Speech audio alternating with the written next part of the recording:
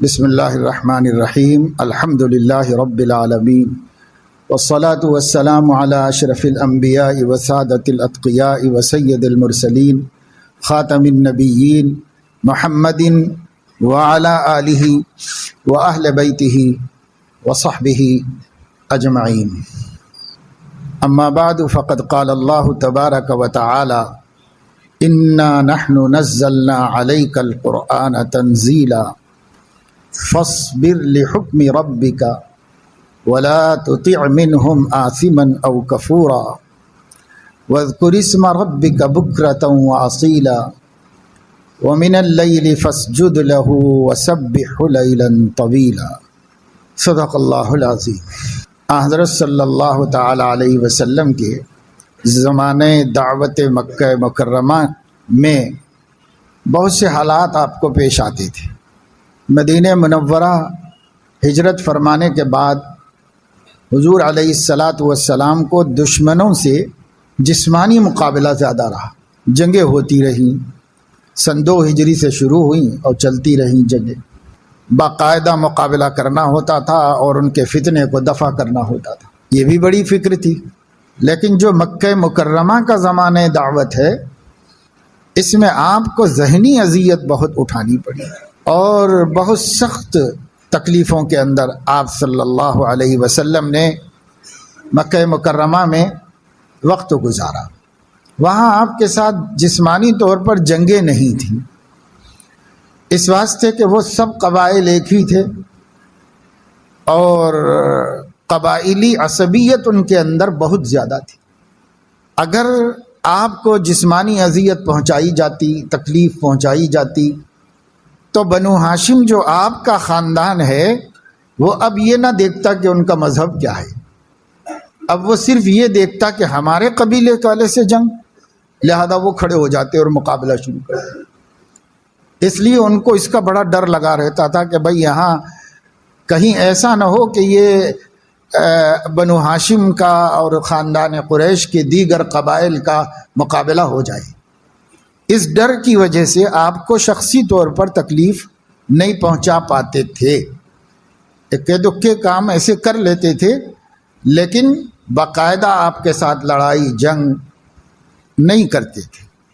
اور یہ بات حقیقت بھی تھی کہ ان لوگوں کے ہاں خاندانی اور قبائلی تعصب اتنا تھا کہ پھر وہ اس کو نہیں دیکھتے کہ ان کا اختلاف ہونے کے باوجود، کیونکہ خود بنو ہاشم بھی آپ کے اوپر ایمان بہت کم لائے تھے، بہت سے مخالفین تھے، لیکن اب نہیں دیکھتے، اب یہ دیکھتے ہمارے آدمی کے ساتھ جنگ کیسے ہوئی، اور اس کے ساتھ پہلے جھگڑا کرتے، اس کو نمٹتے، اور اس کے بعد پھر وہ اپنی اختلاف بات کی بات ہے۔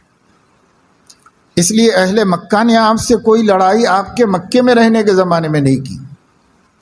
جب آپ مکے سے ہجرت کر کے مدینہ منورہ چلے گئے تو وہ سب لوگ مل کر ایک ہو گئے، اور سب مل کر پھر حضرت علیہ السلام کے خلاف نہیں بلکہ مسلمانوں کے خلاف ہو کر جنگیں شروع کر دی، کیونکہ اہل مدینہ نے سب کے سب نے، اوس اور خزرج دونوں قبیلے سب کے سب مسلمان ہو کر آپ کو پناہ دے کر، جو لوگ ہجرت کر کر کے مکے سے یہاں آ رہے تھے سب مہاجرین کو پناہ دے کر، تحفظ دے کر، ہر قسم کی مددیں دے کر ایک مضبوط اسٹیٹ بنا رہے تھے اس کو۔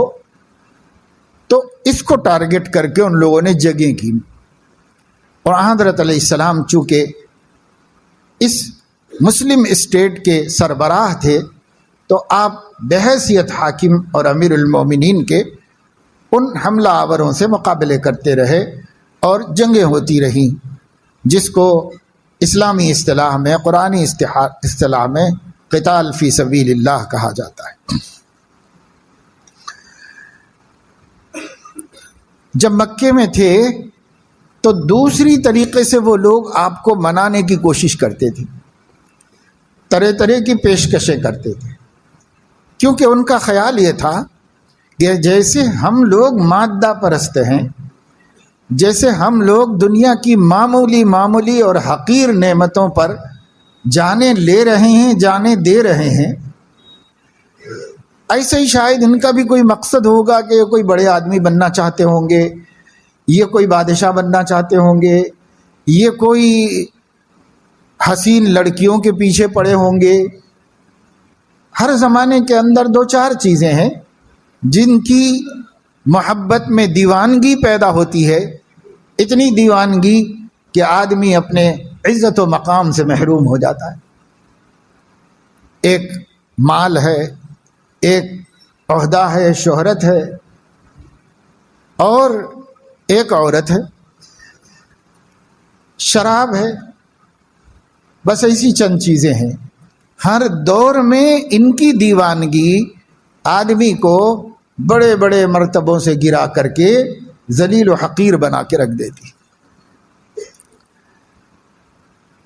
اہل مکہ انہی چیزوں کی محبت میں مبتلا تھے اور انہی چیزوں کے خاطر جانے لیتے تھے اور جانے دیتے تھے۔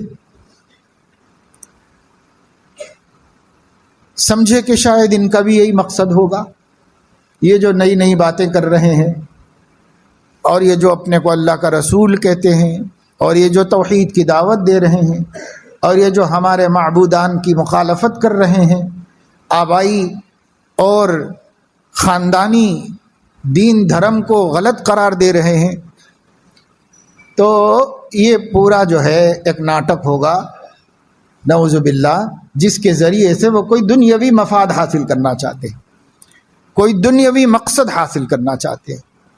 یہ ان کے ذہنوں میں تھا۔ جس آدمی کی جیسی سوچ ہوتی ہے وہ سامنے والے کے بارے میں ویسے ہی سوچتا ہے۔ ان لوگوں کی یہی سوچ تھی، اسی دنیا دنی کے لیے جینا تھا اور اسی کے لیے مرنا تھا۔ تو یہ سمجھتے رہے کہ اس بندے کا بھی یہی مقصد ہوگا، یہ بھی تو ہمارے خاندان کا آدمی ہے، اس کا بھی یہی منشا ہوگا کچھ نہ کچھ۔ تو پیشکش کی حضور علیہ الصلاۃ والسلام کو اور یہ کہا آپ کہیں تو ہم آپ کو ہماری جس بیٹی سے نکاح کرنا چاہتے ہیں وہ پیش کر دیتے ہیں۔ پورے مکہ میں جس کو بیوی بنا لینا چاہتے ہیں آپ بنا لو، ہم خوشی سے دے دیں گے آپ سے۔ ہم خاندانی اعتبار سے تو ناراض نہیں ہیں، خاندانی اعتبار سے تو ہم آپ کو بہت بڑا شریف آدمی سمجھتے، آپ کا ہمارے قوم میں ہونا ہمارے لیے فخر کا سبب سمجھتے ہیں۔ اس میں ہمیں کیا شکایت ہے؟ تم بولو کہ مجھے فلاں کی لڑکی سے شادی کرنا ہے، فوراً کر دیں گے، ہم دے دیں گے آپ کو۔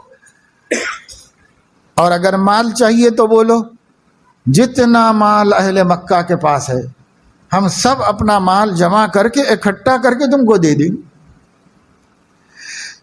اور اگر تم بادشاہت چاہتے ہو، ملوکیت کے خواہش مند ہو تو صاحب بول دو نا، ہم لوگ خود یہ طے کر دیں گے کہ یہ ہمارا ملک اعظم ہے، یہ ہمارا بادشاہ ہے، ہم آپ کو تسلیم کر لیں گے، سر آنکھوں پہ قبول کر لیں گے۔ آپ کا ہمارا بادشاہ ہونا ہماری عزت ہے، شرف ہے۔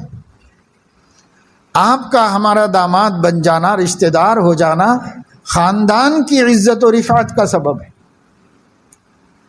اور آپ تو اتنے اچھے پیارے ہیں کہ اگر ہم اپنا سب مال دولت آپ پر قربان کر دیں تو کچھ بھی نہیں، ہنسی خوشی دے دیں گے آپ کو سب، لیکن یہ ہمارے خاندان توڑنا بند کر دو۔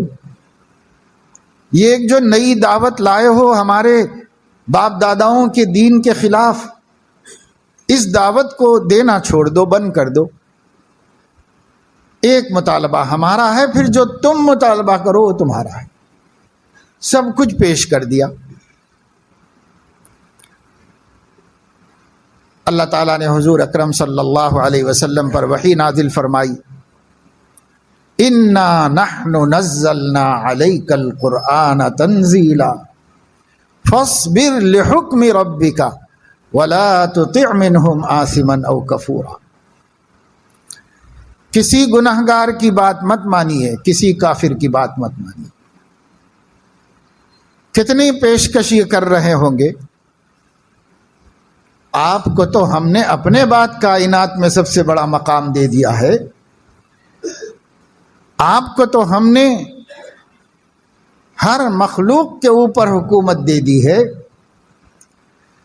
آپ کو ہم نے عزت و شرف عطا فرما دیا ہے، انسانوں میں، جنوں میں، حیوانات میں، جمادات میں، نباتات میں، سب کو جتنا شعور اللہ نے دیا ہے، اس شعور میں اس نبی کا احترام، اس نبی سے محبت بھی اللہ نے ان کو دی۔ اب ان کے پاس کیا ہے آپ کو دینے کے واسطے؟ سب کچھ تو ہم نے آپ کو دے دیا ہے، اس لیے کسی مادی نعمت کے آپ محتاج نہیں ہیں، اور اس سے مستزاد یہ کہ ہم نے آپ کو نبوت اور ختم نبوت پر سرفراز کر دیا ہے، امام الانبیاء بنا دیا ہے، افضل البشر بنا دیا ہے، سید الامم بنا دیا ہے، سب کچھ ہم نے آپ کو بنا دیا، تو نہ کوئی دنیاوی نعمت کی آپ کے پاس کمی ہے۔ چاہو تو بولیے وہ کیا دیں گے، میں آپ کو وادی بطحا پوری کی پوری سونا بنا کر دے دوں گا، وہ کیا دیں گے آپ کو؟ اب وہ کیا ملوکیت دیں گے؟ قیامت تک ہم نے دلوں پر حکمراں بنا دیا ہے آپ کو۔ لاکھوں کروڑوں قلوب ہیں جو نام محمد پہ قربان ہو جاتے ہیں، اس سے بڑی کیا سلطنت ہوگی اور اس سے بڑی کیا حکومت ہوگی جو ہم نے آپ کو عطا فرما دی ہے۔ اور جو بیویاں ہم نے آپ کو دی ہیں، ان سے اچھی، ان سے بہتر، ان سے زیادہ سکون پہنچانے والی، ان سے زیادہ زندگی کو جنت بنانے والی اور کہاں سے ڈھونڈ کے کوئی لائے گا؟ اور اگر انہوں نے آپ کی قدر نہیں کی تو پھر اللہ تعالیٰ ان کا بھی محتاج نہیں ہے۔ اللہ اور اپنی بندیاں آپ کو اپنی قدرت سے تیار کر کے عطا فرما دے گا، دے دے گا۔ عسى ربه ان طلقكن ان يبدله ازواجا خيرا منكن، جو تم ہو تم سے بھی بہتر اللہ دے دے گا ان کو۔ تو کیا نہیں ہے دنیا کے اعتبار سے؟ سب کچھ ہے، اور دین کے اعتبار سے سب کچھ ہے۔ اہل دنیا جتنی پیشکشیں کر رہے ہیں، اللہ تعالی بالفعل آپ کو عطا فرما چکا ہے، سب آپ کے پاس نصیب ہیں، بس آپ ایک کام کرتے رہیں، فاصبر لحکم ربک۔ یہ قرآن جو ہم نے تھوڑا تھوڑا کر کے آپ پہ اتارا ہے، نحن نزلنا علیک القرآن تنزیلا، ہم ہی نے، کسی شک و شبہ کی گنجائش، انا نحن نزلنا، انا میں بھی جمع متکلم کی ضمیر ہے، نحن میں بھی جمع متکلم کی ضمیر ہے، نزلنا میں بھی جمع متکلم کی ضمیر ہے۔ انا نحن نزلنا علیک القرآن تنزیلا، ہم ہی نے، ماں بدولت کائنات کے مالک نے آپ کو پر تھوڑا تھوڑا کر کے قرآن اتارا ہے۔ یہ جو قرآن ہے یہ حکم رب ہے، آپ کے رب کے احکامات ہیں۔ فاصبر لحکم ربک، آپ جمے رہیے، مضبوطی سے قائم رہیے آپ کے پروردگار کے حکم پر، یعنی قرآن پر، قرآن پر مضبوطی سے جمے رہیے، اور مضبوطی سے اس کے مطابق اپنی زندگی قولاً و فعلاً و خلقاً، ہر اعتبار سے زندگی قرآن کے مطابق بنائیے۔ فاصبر لحکم ربک، ثابت قدم رہیے، جمے ہوئے رہیے، صبر کیجئے، یعنی اپنے نفس کو جزع و فضا سے، بے چینی سے، بے صبری سے، گھبراہٹ سے روک کے رکھیے، اطمینان کے ساتھ قرآن پر جم جائیے۔ اور یہ جو لوگ آپ کے سامنے یہ لا رہے ہیں، وہ لا رہے ہیں، وہ لا رہے ہیں، وہ لا رہے ہیں، وہ کیا چیزیں ہیں؟ لا تطع منهم عاصما او کفورا، اپنے رب کے حکم کے مقابلے میں کسی گناہ گار اور کسی کافر و بے ایمان کی کسی پیشکش کو قبول مت فرمائیں۔ جب بھی آپ کے سامنے کوئی سمجھوتے کا فارمولہ آئے، وہ ایک طرف اور حکم رب ایک طرف، حکم رب کے موافق ہر آدمی سے آپ سمجھوتا کر سکتے۔ امن و امان کے لیے حضور علیہ السلام بے ایمانوں سے بھی سمجھوتا کرنے تیار تھے۔ مکہ مکرمہ ہی میں ایک معاہدہ ہوا تھا جس کو حلف الفضول کہا جاتا تھا۔ فضول فاضل سے نہیں، فضول تین ایسے لوگوں نے اس باہمی اتحاد کا اور امن و امان کا اور ایک دوسرے کے احترام کا فارمولہ پیش کیا تھا، جن تینوں کے نام میں فضل تھا، لفظ فضل تھا، اور اس کی جمع فضول، اور حلف کہتے معاہدے کو۔ یہ حلف الفضول، فضول بیکار معاہدہ نہیں، بلکہ تین ایسے ہستیوں کا پیش کیا ہوا معاہدہ جن کے ناموں میں یا ان کے والد کے نام میں فضل کا لفظ تھا۔ ان لوگوں نے مل کر ایک معاہدہ کیا کہ صاحب تمام قبائل عرب ایک دوسرے کے ہمدرد اور خیرخواہ ہو جائیں، یہ جنگ بندی ہو جائے، صدیوں سے جو لڑائیاں چل رہی تھیں یہ لڑائیاں ختم ہو جائیں۔ اب ہم لڑتے لڑتے بیزار ہو چکے ہیں، قبیلے ختم ہو چکے ہیں، جوان مٹ گئے ہیں، سب زندگیاں برباد ہو گئی، خاندان برباد ہو گئے ہیں، کب تک لڑیں گے ہم لوگ؟ اب یہ لڑائی بند کرو بھائی۔ لڑائی بندی کا ایک معاہدہ تھا۔ اس معاہدے پر دستخط کرنے والوں میں حضور اکرم صلی اللہ تعالی علیہ وسلم بھی تھے۔ مدینہ منورہ میں بھی رسول اللہ صلی اللہ علیہ وسلم اس معاہدے کا کبھی کبھی ذکر کرتے تھے کہ مکے میں ایسا معاہدہ ہوا تھا، اور جب ذکر کرتے تھے تو یہ فرماتے تھے آج بھی اگر کوئی ان باتوں پر مجھ سے عہد لینا چاہے تو میں معاہدہ کرنے کے لیے تیار ہوں، آج بھی تیار ہوں، غیر مسلموں کے ساتھ بھی معاہدہ کرنے کے لیے تیار ہوں۔ کاہے کا؟ امن کا، امان کا، اور زمین کے اوپر انسانیت کے احترام کا۔ اگر کوئی معاہدہ کرنے کے لیے آواز لگائے تو میں آج بھی تیار ہوں اس معاہدے کے واسطے، لیکن اگر کوئی حکم رب کے خلاف مجھے بلائے تو میں تو ایک لمحے کے لیے بھی تیار نہیں ہو سکتا۔ کیوں؟ فاصبر لحکم ربک، آپ اپنے رب کے حکم پر قائم رہیے۔ قرآن جو میں نے اتارا ہے، بھیجا ہے، تھوڑا تھوڑا کر کے اتارا ہے، تھوڑا تھوڑا کر کے اس لیے اتارا ہے لنثبت بہ فؤادک، تاکہ آپ کے دل پر میں مضبوط طریقے سے بٹھا دوں۔ جب قرآن قلب پر چھا جائے گا، جب قرآن دماغ پہ چھا جائے گا، تو جس کے دل دماغ قرآن کے سائے میں ہو وہ غلط رستے پر نہیں جا سکتا۔ اس لیے فاصبر لحکم ربک، اللہ کے حکم پر قائم رہیے۔ اور اللہ کا حکم کیا ہے؟ یہ جو میں نے ہدایت نامہ بھیجا ہے، اس ہدایت نامے کے مطابق زندگی گزاری۔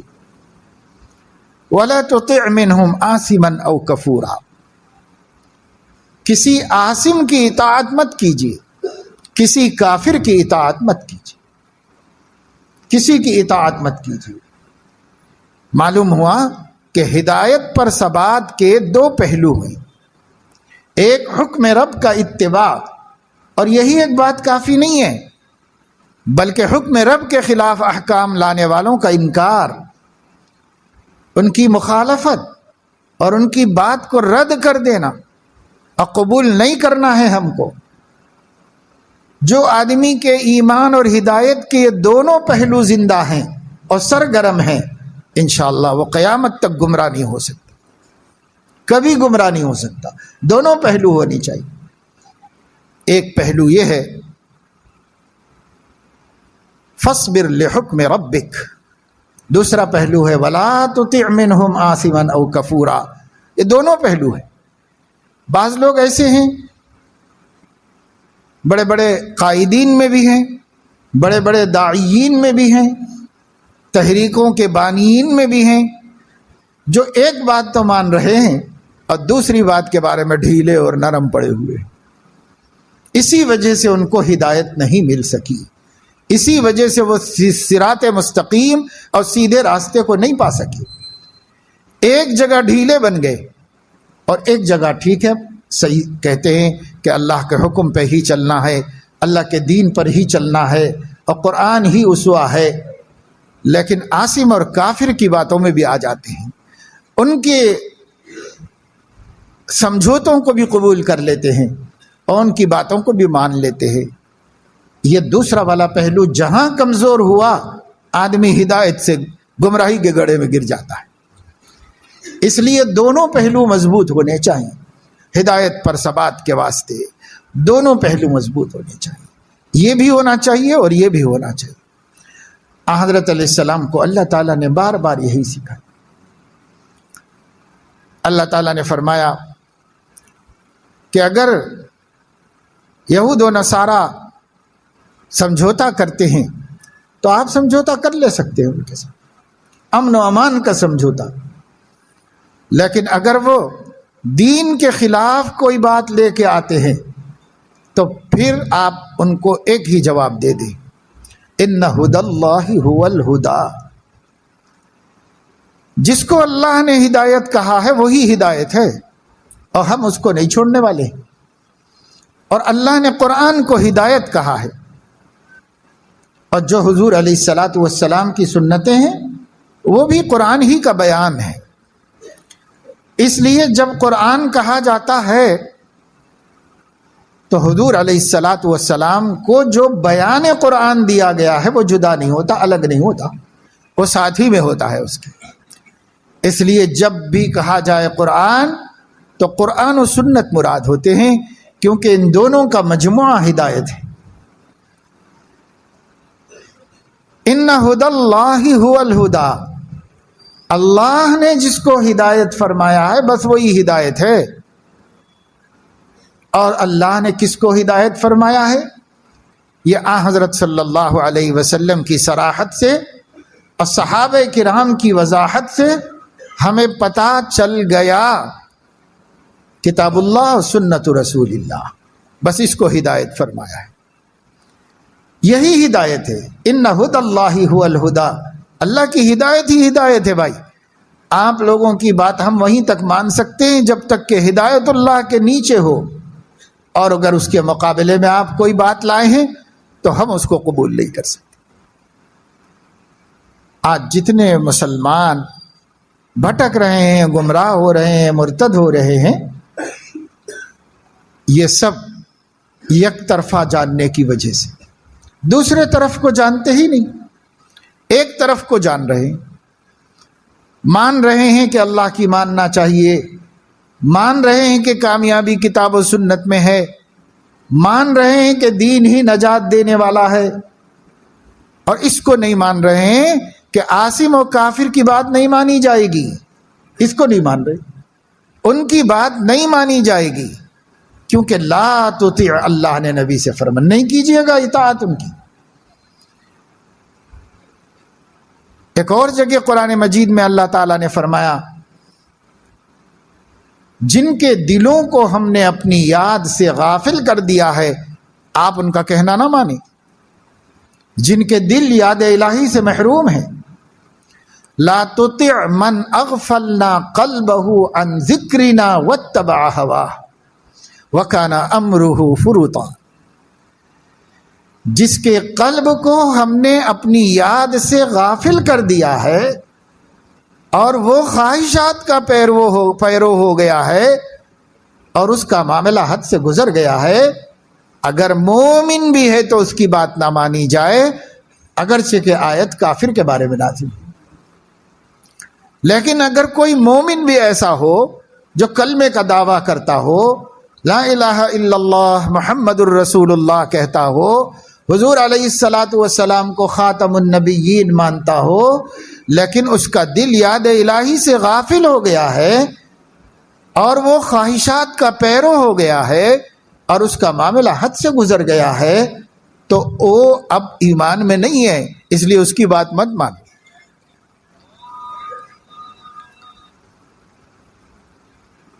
جیسے یونس گوہر شاہ ہے، اس کا مرشد جو ہے ریاض گوہر شاہ تھا، جاہل گنوار میکینک تھا، کچھ نہیں پتا تھا دین ایمان کیا ہے، کاروباری تنگیوں میں مبتلا ہوا اور مختلف کاروبار کر کے دیکھتا رہا، لیکن اس کو کوئی کاروبار میں برکت نہیں ہوئی، تو اس کو یہ کاروبار بہت اچھا لگا کہ مرشد بن جائے،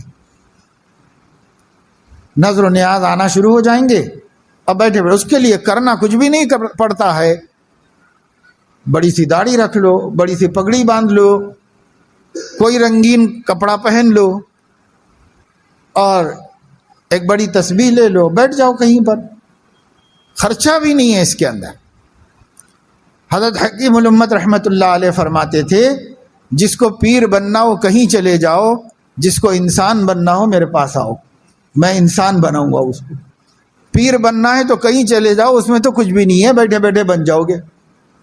کتنے لوگوں نے ایسے ہی لوگوں کو الو بنا دیا ہے، اس کو بھی کچھ نہیں آتا تھا، جاہل گنوار مطلق تھا، بس ایک مرشد بن گیا اور جو باتیں دماغوں میں آنے لگیں اور پٹانگ وہ سب لوگوں کو بتا کے ذکر کر کے اس میں بٹھا دیا اور بہت سے لوگوں کو گمراہ کر دیا۔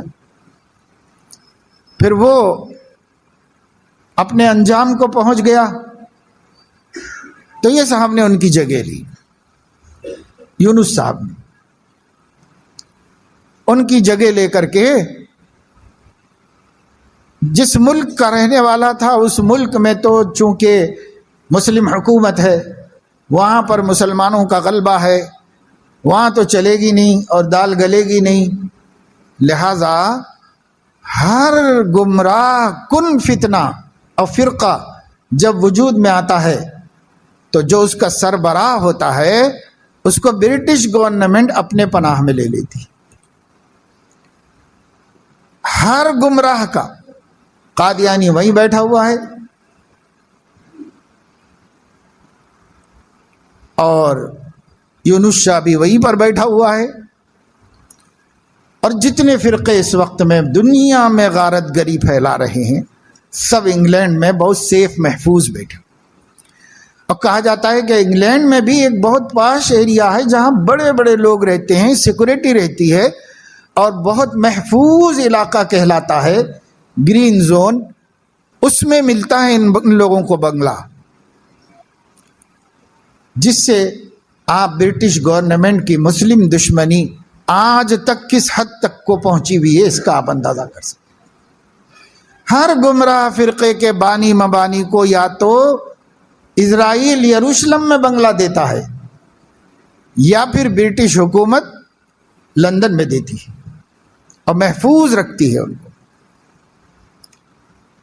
ہمارے ہاں حیدرآباد میں بھی بہت پھیل چکا ہے، پھیلتا جا رہا ہے، ذکر کے نام پہ مجلسیں ہو رہی ہیں اور شرک سکھایا جا رہا ہے، ہم لوگ خود کو خدا بنایا ہوا ہے اور خود کا ذکر کروا رہا ہے لوگوں سے، اور لوگ اس ذکر میں مبتلا ہیں، اور کیوں نہیں ہوں گے؟ جب اللہ کا ذکر چھوڑ دیں گے تو غیر اللہ کے ذکر میں مبتلا کیے جائیں گے۔ مسلمانوں نے یہ ذکر اللہ کو چھوڑ دیا، اللہ کا ذکر کرنا چھوڑ دیا۔ اللہ کا ذکر تو بہت بڑی طاقت ہے، وَلَذِكْرُ اللَّهِ أَكْبَرُ، لیکن ہم نے اس کو بڑی طاقت نہیں سمجھا، چھوڑ دیا۔ جب اللہ کا ذکر چھوڑ دیا تو غیر اللہ کے ذکر کرائے جا رہے ہیں اور اس میں مبتلا کیے جا رہے ہیں۔ اس لیے اللہ تعالیٰ نے حضور اکرم صلی اللہ علیہ وسلم سے فرمایا کہ دو چیزیں سامنے رکھیے، دو چیزوں سے پھر آپ کا دین محفوظ رہے گا، ایک حکم رب کی اطاعت اور دوسرے غیر اللہ کے حکم کا انکار۔ اللہ کے حکم کو قبول کر لو، اور جو غیر اللہ ہیں، عاصم و کفور ہیں، وہ اللہ کے باغی ہیں، اللہ کے باغیوں کے حکم کو رد کر دو اور اللہ کے حکم کو قبول کر لو۔ دونوں چیزیں پوری زندگی میں چلتی رہیں گی۔ جب یہ دونوں پہلو رہیں گے نظر کے سامنے تو انشاءاللہ گمراہ نہیں ہوگا، گمراہ نہیں ہو سکتا وہ، کیونکہ یہی دو چیزیں ہدایت کا سبب ہیں، ہدایت پر ثبات کا سبب ہیں۔ اور حکم رب کیا ہے؟ کتاب و سنت جو نبی چھوڑ کے گئے ہیں۔ لیکن یہ ایک پہلو ہے، اس کا دوسرا پہلو اس کے خلاف کو رد کر دینا بھی ہے۔ جہاں کہا گیا وحدہ، تو بات ہو گئی پوری کہ اللہ ایک ہے، لا الہ الا اللہ وحدہ، کوئی معبود نہیں اللہ کے علاوہ، اکیلا معبود ہے۔ ہو گئی بات ختم؟ نہیں ختم ہوئی۔ لا شریک لہ، کوئی اس کا شریک نہیں ہے۔ اب جا کر ایمان مضبوط ہوگا، مکمل ہوگا۔ وحدہ سے ہو جانی چاہیے جب بات، یہ مان لیا کہ اللہ ایک ہے، لیکن یہ پورا ماننا نہیں ہے۔ پورا ماننا جب ہوگا جب کہ لا شریک لہ، کوئی اس کا شریک و ساجی نہیں، اس سے بات پوری ہوگی، اس سے توحید کا تکملہ ہوگا۔ انا خاتم النبیین، میں سب سے آخری نبی ہوں، بات ہو گئی پوری، لیکن نہیں، مکمل نہیں ہے، مضبوط بات نہیں ہے۔ لا نبی بعدی، میرے بعد کوئی نبی نہیں، یہ بھی بولنا پڑے گا۔ یہ بولے گا تو ختم نبوت کے اعتراف کی تکمیل ہوگی، ورنہ ناقص ہوگا۔ سب کہہ رہے ہیں نا آج کل کہ اللہ کو آخری نبی مانتے، ہم بالکل لا الہ الا اللہ محمد رسول اللہ، ڈن کے کی چوٹ پہ بول رہے ہیں۔ ہر کوئی بول رہا، شکیلی بول رہا، گوہری بول رہا، قادیانی بول رہا، سب بول رہے، چند بسویشوری بول رہے ہیں، لا الہ الا اللہ محمد الرسول، ہمارا یہی کلمہ ہے بھائی، ہم اسی کو مانتے ہیں، سب یہی کلمہ بول رہے ہیں۔ لیکن ہم ہی بہت چالاک تھوڑے ہی ہیں، جس نے ہمیں چالاک بنایا ہے اس کا علم، اس کی دانش بہت زیادہ ہے۔ اللہ رب العزت نے وحدہ کو لا شریکہ سے مضبوط کر دیا ہے، اور وحدہ کہہ کر بھی شرک میں مبتلا ہوں گے اس کی گنجائش ختم کر دی۔ کتنے مسلمان ہیں قبروں کو پوج رہے ہیں، کتنے مسلمان ہیں طرح طرح کی بدعقیدگیاں رکھے ہوئے ہیں، اور پھر کیا ہے بھائی؟ لا الہ الا اللہ، لا الہ الا اللہ، ہم اللہ کے علاوہ کسی کو معبود نہیں مانتے۔ یہ اللہ تعالیٰ نے اسی لیے رکھا ہوا ہے لا شریک لہ، لا شریک لہ، یہ اللہ نے قرآن میں بھی لگا دیا ہے توحید کے ساتھ۔ شرک نہیں کرتے، یہ بھی جوڑنا پڑے گا اس کے ساتھ، ورنہ ابھی توحید پر لاک نہیں لگے گا۔ یہ توحید کا لاک ہے، یہ بھی لگانا پڑے گا، وحدہ لا شریک لہ۔ یہ نہیں ہوگا تو پھر ابھی ادھورا ہے معاملہ، گڑبڑ ہونے کا خطرہ ہے۔ اسی طریقے سے خاتم النبیین نہیں، کافی نہیں ہے، لا نبی بعدہ، ان کے بعد کوئی نبی نہیں ہے، یہ بڑھانا پڑے گا، یہ اس کا لاک ہے، نہیں تو پھر گڑبڑ ہوگی، جیسے ہوئی گڑبڑ اور ہو رہی ہے، کیونکہ انہوں نے لا نبی بعدہ کو نہیں لیا ہے۔ اگر اس کو لیتے تو پھر گڑبڑ میں مبتلا نہ ہوتے، گمراہی میں مبتلا نہ ہوتے۔ اس لیے بھائی اللہ تعالیٰ نے تو بڑا مضبوط دین ہمیں دیا ہے، لیکن ہمیں علم نہیں، علم حاصل کرنے کا شوق بھی نہیں ہے۔ یہ فتنوں کا دور ہے، اشتباہ کا دور ہے، التباس کا دور ہے، اختلاط کا دور ہے، افکار کے ٹکراؤ کا دور ہے، خیالات اور مذاہب کے مقابلے اور جنگ کا دور ہے۔ آج دنیا کے اندر جسمانی جنگیں نہیں ہو رہی ہیں، آج دنیا کے اندر فکری اور نظریاتی جنگیں ہو رہی ہیں۔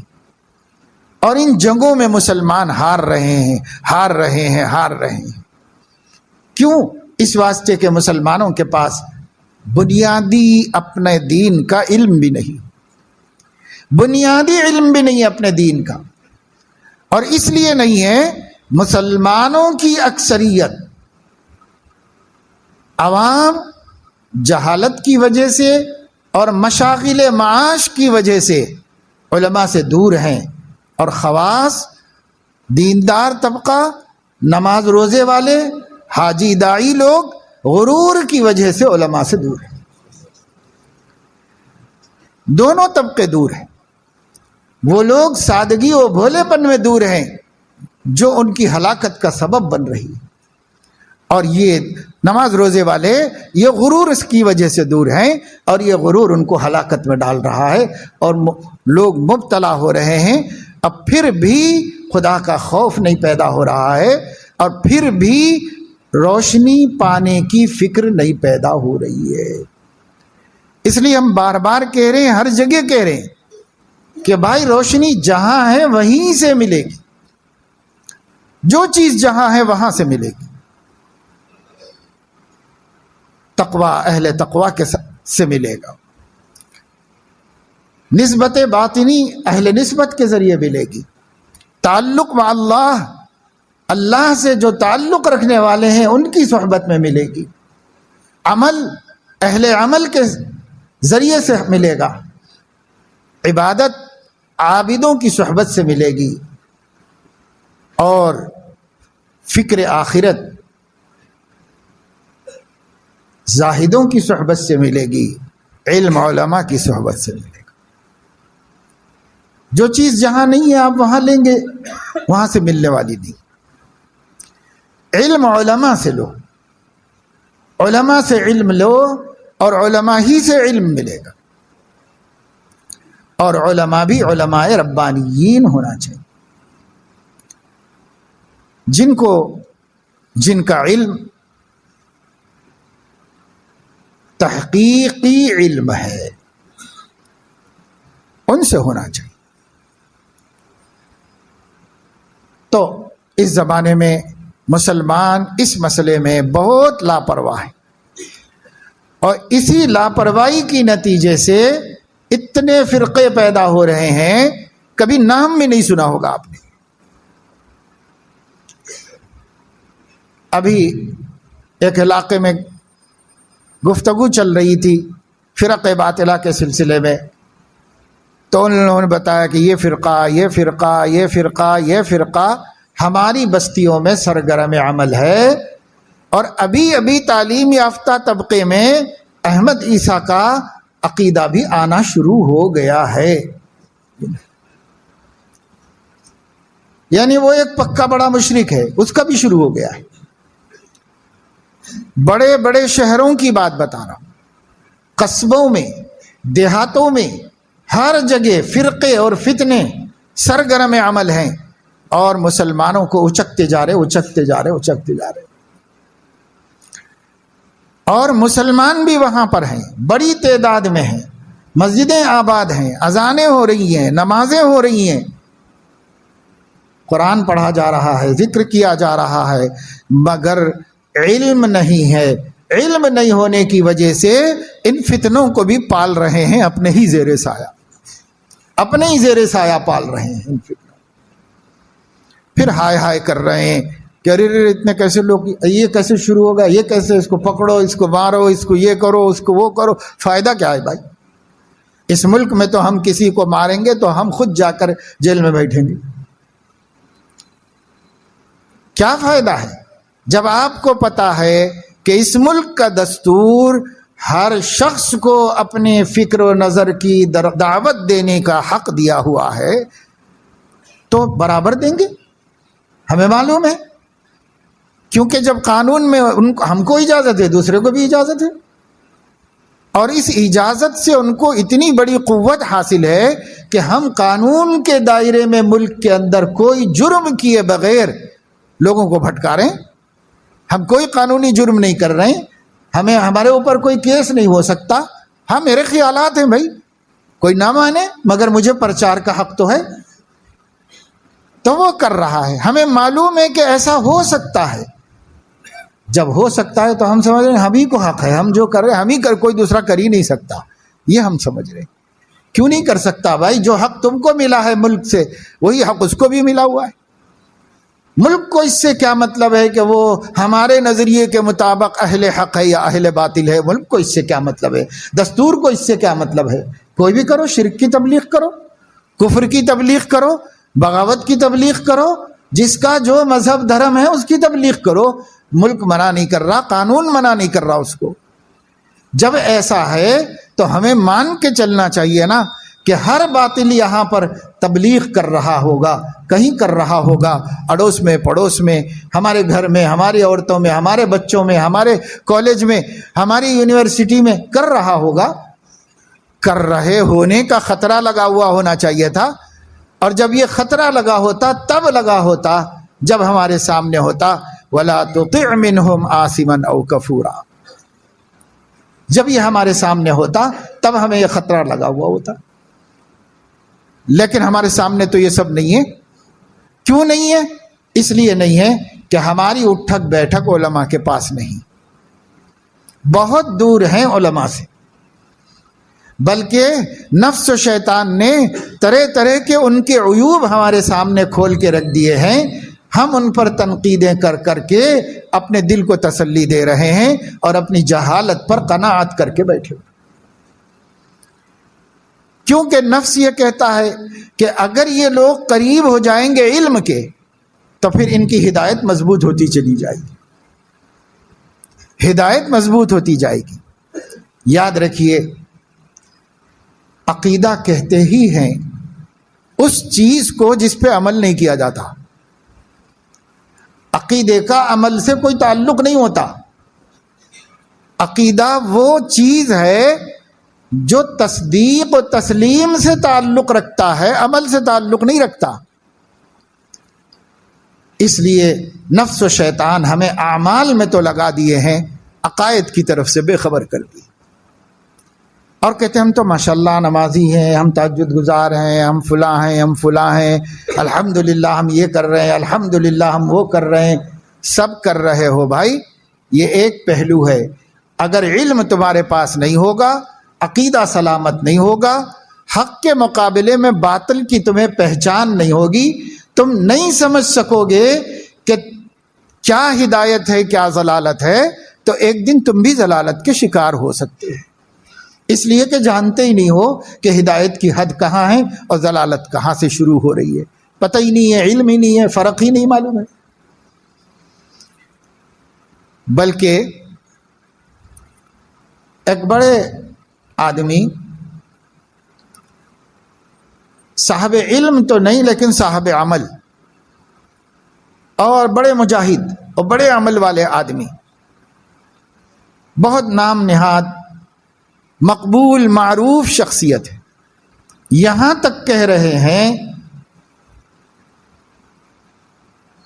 کہ یہ جو علماء فرق باطلہ کے بارے میں تذکرہ کرتے رہتے ہیں, اسی کی وجہ سے فرق باطلہ پیدا ہو رہے ہیں اور بڑھ رہے ہیں, اسی کی وجہ سے ہو رہے ہیں. اگر یہ لوگ نہ کرتے تو کوئی فرقہ باطل نہیں ہوتا, سب حق ہی حق ہوتا. اب ماتم کرنے کو جی چاہتا ہے کہ کیا کریں, ان کی عقلوں کو کیا ہو گیا ہے. یہ قائدین ہیں, یہ بڑے بڑے طبقے کو لے کے چل رہے ہیں اور صاف کہہ رہے ہیں کہ فرق باطلہ کا ذکر ہی نہیں ہونا چاہیے, نواقض ایمان کا ذکر ہی نہیں کرنا چاہیے, صرف ایمان کا ذکر کرنا چاہیے اور دوسری چیزوں کا ذکر ہی نہیں ہونا چاہیے. نہیں ہونا چاہیے تو قرآن میں کیوں ہے, نہیں ہونا چاہے تو حدیث رسول میں کیوں ہے, نہیں ہونا چاہیے تو صحابہ و تابعین نے کیوں کیا, نہیں ہونا چاہیے تو یہ بڑی بڑی عقیدے کی کتابیں کیوں لکھی گئیں, اور ان عقیدے کی کتابوں میں نام ہوتا ہے اہل السنت والجماعت کے عقائد, لیکن تذکرہ ہوتا ہے اہل بدعت و ضلال کے عقیدے. اگر نہیں ہونا چاہیے تو ہر مدرسے کی درسگاہ میں دورہ حدیث شریف میں امام بخاری کی کتاب کا پہلی کتاب اور آخری کتاب کتاب الایمان اور کتاب التوحید میں فرق باطلہ کا رد کیوں کیا جاتا ہے؟ سارا زور تو ان دو کتابوں میں لگتا ہے، پورے سال میں شروع کی کتاب اور اخیر کی کتاب۔ کتاب التوحید ایک ایک باب سے باطل عقیدہ رکھنے والوں کا رد کرتے ہیں امام بخاری قرآن حدیث پیش کر کے۔ اب کتاب الایمان میں ایک ایک باب کے ذریعے سے غلط عقیدہ رکھنے والوں کا رد کرتے ہیں کتاب و سنت کی روشنی میں، اور سال بھر اس میں نکل جاتا ہے۔ اگر نہیں ہونا چاہیے تو یہ غلط کام کیوں ہو رہا ہے؟ اور مجھے کوئی تعجب نہیں کہ اگر یہ سوال کریں گے تو وہ لوگ یہی کہیں گے کہ یہ سب بھی بیکار ہو رہا ہے، یہ سب بھی بیکار ہو رہا ہے، کیا ضرورت ہے، کیا فائدہ ہے اس کا، یہی کہیں گے۔ جس کا مطلب یہ ہوا کہ یہاں سے لے کے حضور علیہ السلام تک سب کو وہ بات نہیں سمجھ میں آئی جو آپ کو سمجھ میں آئی ہے، کسی کو یہ بات نہیں سمجھ میں آئی۔ حالانکہ ایسی باتیں کرنے والوں کے گھروں میں سے بچے جوان تعلیم یافتہ گوہری بن رہے ہیں، شکیلی بن رہے ہیں، اور کیا کیا بن رہے ہیں، وہ برداشت۔ ایک جگہ میں ذکر نہیں کرتا نام کا،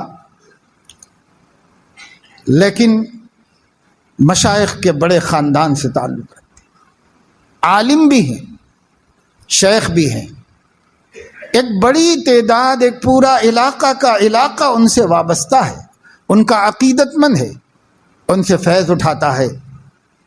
ان کا حقیقی بھتیجا یونس گوہر شاہ کا خلیفہ بن کر سینکڑوں نہیں ہزاروں لوگوں کو، پورے ضلع کا امیر بنا ہوا ہے، ہزاروں لوگوں کو گمراہ کر رہا ہے۔ اور اسی طریقے سے جگہ جگہ مثالیں سامنے ہیں، علماء کے گھرانوں میں مثالیں سامنے ہیں، کام کرنے والے دیکھ رہے ہیں، نوٹ کر رہے ہیں، بتا رہے ہیں۔ حافظ قرآن ہے اور شکیل بن حنیف کو یسوع مسیح مان رہا ہے، مدرسے میں پڑھا ہوا ہے اور گمراہ ہو رہا ہے،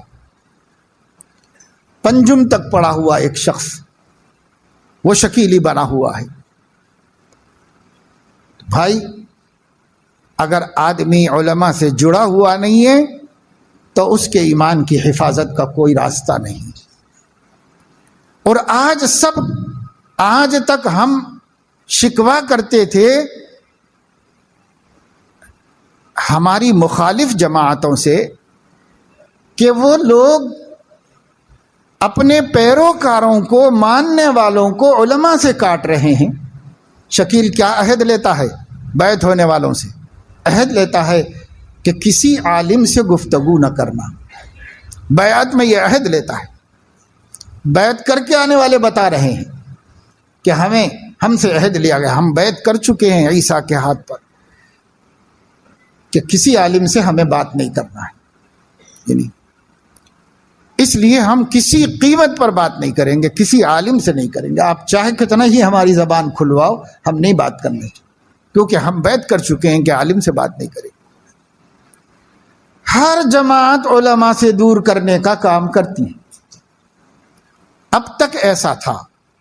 اب خود ہم مسلمان اہل حق کہلانے والے بھی پوری کوشش کر رہے ہیں کہ جو نماز روزے کا پابند ہے بس وہ اسی پہ اکتفا کرے، علماء کے پاس نہ جائے، اس کی پوری کوشش کر رہے ہیں۔ یہ گمراہی کا سر خیمہ ہے، یہیں سے ہمارا زوال شروع۔ اس زوال کو کوئی نہیں روک سکتا، یہ اسی وقت رک سکتا ہے جبکہ وہ علم جو ہدایت کی روشنی دیتا ہے، یعنی کتاب و سنت کا علم جن لوگوں کے پاس ہے ان سے جڑے رہو، ان سے پوچھتے رہو، سمجھتے رہو، خود رائے مت کرو، اپنے خیالات پہ عجب مت کرو، اپنی تحقیقات جس کا کوئی حق نہیں ہے، اگر دل میں کوئی اچھی بات آئی ہے تو سامنے رکھ دو علماء کے کہ میرے دل میں ایک ایسی بات آئی ہے، اگر اچھی ہے تو میں خود بھی عمل کروں، دوسروں کو بھی بتاؤں، اور اگر آپ کہتے ہیں کہ یہ کتاب و سنت کے مطابق نہیں ہے تو میں خود اپنے دماغ سے نکال دوں۔ کیوں؟ عالم محک ہے، کسوٹی ہے، یہاں لے جاؤ اور علم پر رکھ کے دیکھو ہر بات کو. اگر علم کی کسوٹی پر فٹ ہوتا ہے تو وہ دین ہے، اور اگر علم کی کسوٹی پہ فٹ نہیں ہوتا تو وہ بے دینی ہے، جہالت ہے، گمراہی ہے. ہر دور میں ایسا ہوا، لیکن اب کچھ نہیں. ہمارے طلباء ایک کتاب عربی ادب کی پڑھتے ہیں، نفحۃ العرب. اس میں جتنے قصے واقعات ہیں سب تاریخ سے مستند طور پر ہیں. اسے ایک بہت بڑے عالم دین حضرت مولانا اعزاز علی صاحب شیخ الادب رحمۃ اللہ علیہ نے مرتب کیا ہے. راتوں رات جاگ کر، مہینوں نہیں سو کر تاریخ اسلام میں سے ایسے واقعات کو اور ایسے اشعار کو جمع کیا ہے جس سے طالب علم کا عربی ادب اچھا ہو جائے اور اس کے ساتھ ساتھ خود اخلاقی ادب بھی ان کے اندر آ جائے، ایمان درست ہو، یقین صحیح ہو جائے، کردار صحیح ہو جائیں. ان سب چیزوں کو ملحوظ رکھ کر ایک کتاب نصاب کی بنائی گئی. اسی کے اندر ایک واقعہ یہ بھی ہے کہ امام زہری جو بہت بڑے محدث تھے، وہ ہارون رشید سے ملنے کے لیے گئے، یا اور کوئی خلیفہ تھا اس دور میں جس سے ملاقات کے لیے دربار میں گئے. تو اس نے کہا کہ اچھے موقع پہ آئے آپ، ایک بات کی مجھے تحقیق کرنی ہے، ایک حدیث کے بارے میں جاننا ہے کہ وہ اس کی حقیقت کیا ہے. تو پوچھا کہ کیا حدیث ہے آپ؟ کہا ہمیں لوگوں نے یہ حدیث پہنچائی ہے کہ اللہ تعالیٰ جس کو خلیفہ بناتا ہے، حاکم بناتا ہے، بادشاہ و گورنر بناتا ہے، تو اس کی نیکیاں تو لکھتا رہتا ہے، لیکن اس کے گناہ لکھنے کی فرشتے کو اجازت نہیں ہوتی. ایسی حدیث لوگوں نے ہم تک پہنچائی ہے. وہی لوگ جو چاپلوس قسم کے ان کے ہوں گے، کوئی پہنچایا ہوگا اس کو، کہ ایسی حدیث ہم تک پہنچی ہے. لیکن آپ محدث ہیں، حدیثوں کو جاننے والے ہیں، میں اس کی تحقیق کرنا چاہتا ہوں کہ کیا واقعی یہ حدیث ہے، اس کی تحقیق کرنا چاہتا ہوں. انہوں نے حدیث کا مضمون سنتے ہی کہا باطل یا امیر المومنین. امیر المومنین بالکل من گھڑت، غلط، اپنے دماغوں سے بنا لی، نبی کی بات نہیں ہو سکتی. عائشہ نے کہا اتنی جلدی مت کیجیے، تو سوچئے، غور کیجیے، غور کر کے سوچ سمجھ کے ہو سکتا ہے ذخیرہ احادیث میں کہیں ہو تو ہوگا، کوئی تو روایت ایسی آئی ہوگی، یوں ہی تھوڑی لوگ بول رہے ہیں، ایسے تھوڑی میرے تک پہنچ گئی ہے. تو کہا کہ بھئی میں نے غور کر لیا. کہا کہاں غور کر لیا؟ کہا کتاب اللہ میں غور کر لیا. کہا کتاب اللہ کی کون سی آیت میں غور کیا؟ تو کہا کتاب اللہ کی اس آیت میں غور کیا، یا داود انا جعلناک خلیفۃ فی الارض فاحکم بین الناس بالحق ولا تتبع الهوى فیضلک عن سبیل اللہ ان الذین یضلون عن سبیل اللہ لہم عذاب شدید. آپ صرف خلیفہ ہیں. یہ آیت جس کو خطاب کر رہی ہے، اللہ کا حکم جس کو خطاب کر رہا ہے، وہ خلیفہ بھی ہے، نبی اللہ بھی ہے. جب نبی خلیفہ کو اللہ فرما رہے ہیں کہ خواہشات کا اتباع کرو گے تو رستے سے بھٹک جاؤ گے، اور جو رستے سے بھٹکے گا اس کو عذاب شدید میں مبتلا کیا جائے گا، تو آپ تو نبی نہیں ہے، صرف خلیفہ ہیں. آپ کے لیے قانون کہاں سے آ گیا کہ نیکیاں تو قبول ہو جائیں گی، وہ گناہ معاف کر دیے جائیں گے؟ آپ کے لیے کہاں سے آ گیا؟ بات کو میں نے قرآن کی کسوٹی پر رکھا، قرآن نے ریجیکٹ کر دیا، یہ ہو ہی نہیں سکتا. اس لیے میں نے آپ کو بتایا کہ من گھڑت روایت ہے، حدیث نہیں ہے، من گھڑت بات ہے جو آپ تک پہنچی. تو دیکھو، بادشاہ تھا، سمجھدار تھا، بڑا ادب نواز تھا، بڑا علماء نواز تھا. مجلس میں اس کے ہر ہفتہ علماء کی مجلس ہوتی تھی، کبھی ادیبوں کی ہوتی تھی، کبھی شاعروں کی ہوتی تھی. گیا گزرا آدمی نہیں تھا، علم سے جڑا ہوا آدمی تھا، لیکن جو دین کا علم تھا وہ اس کا ماہر نہیں تھا. اگر اس نے نہ پوچھ لیا ہوتا تو اس روایت کو سامنے رکھ کر اس امید میں کہ میری غلطیاں سب درگزر کر دی گئی ہیں، کتنے مظالم کرتا، کتنے گناہ کرتا، زنا کاری کرتا، نشہ کاری کرتا، بدکاری کرتا، سب کرتے رہتا، عاقبت برباد ہو جاتی، جہنم کا ایندھن بن جاتا، لیکن اپنی معلومات کو عالم کے سامنے رکھا، عالم نے اس کی معلومات کے بارے میں بتا دیا کہ غلط معلومات ہیں، اس کو چھوڑ دو ورنہ برباد ہو جاؤ گے، گمراہ ہو جاؤ گے۔ اب ہماری معلومات پہ ہم کو اتنا ناز ہے کہ ہمارے خلاف اگر کسی کو معلوم ہے تو وہ تو بالکل میرے بات جو مجھے معلوم ہے وہ آسمانی وحی ہے، جو دوسرا بول رہا ہے اس کی کوئی دلیل نہیں، اس کا کوئی ثبوت نہیں۔ اعجاب ذی رأی برأیہ، قیامت کے قریب ہر صاحب رائے کو اپنے رائے پر عجب ہوگا اور وہ عالم سے رجوع کرنے کی ضرورت نہیں سمجھے گا، اسی پر پندار میں مبتلا ہوگا، غرور میں مبتلا ہوگا، اپنی معلومات بس معلومات۔ دیکھیے علم ایک اور چیز ہے، معلومات ایک اور چیز ہے۔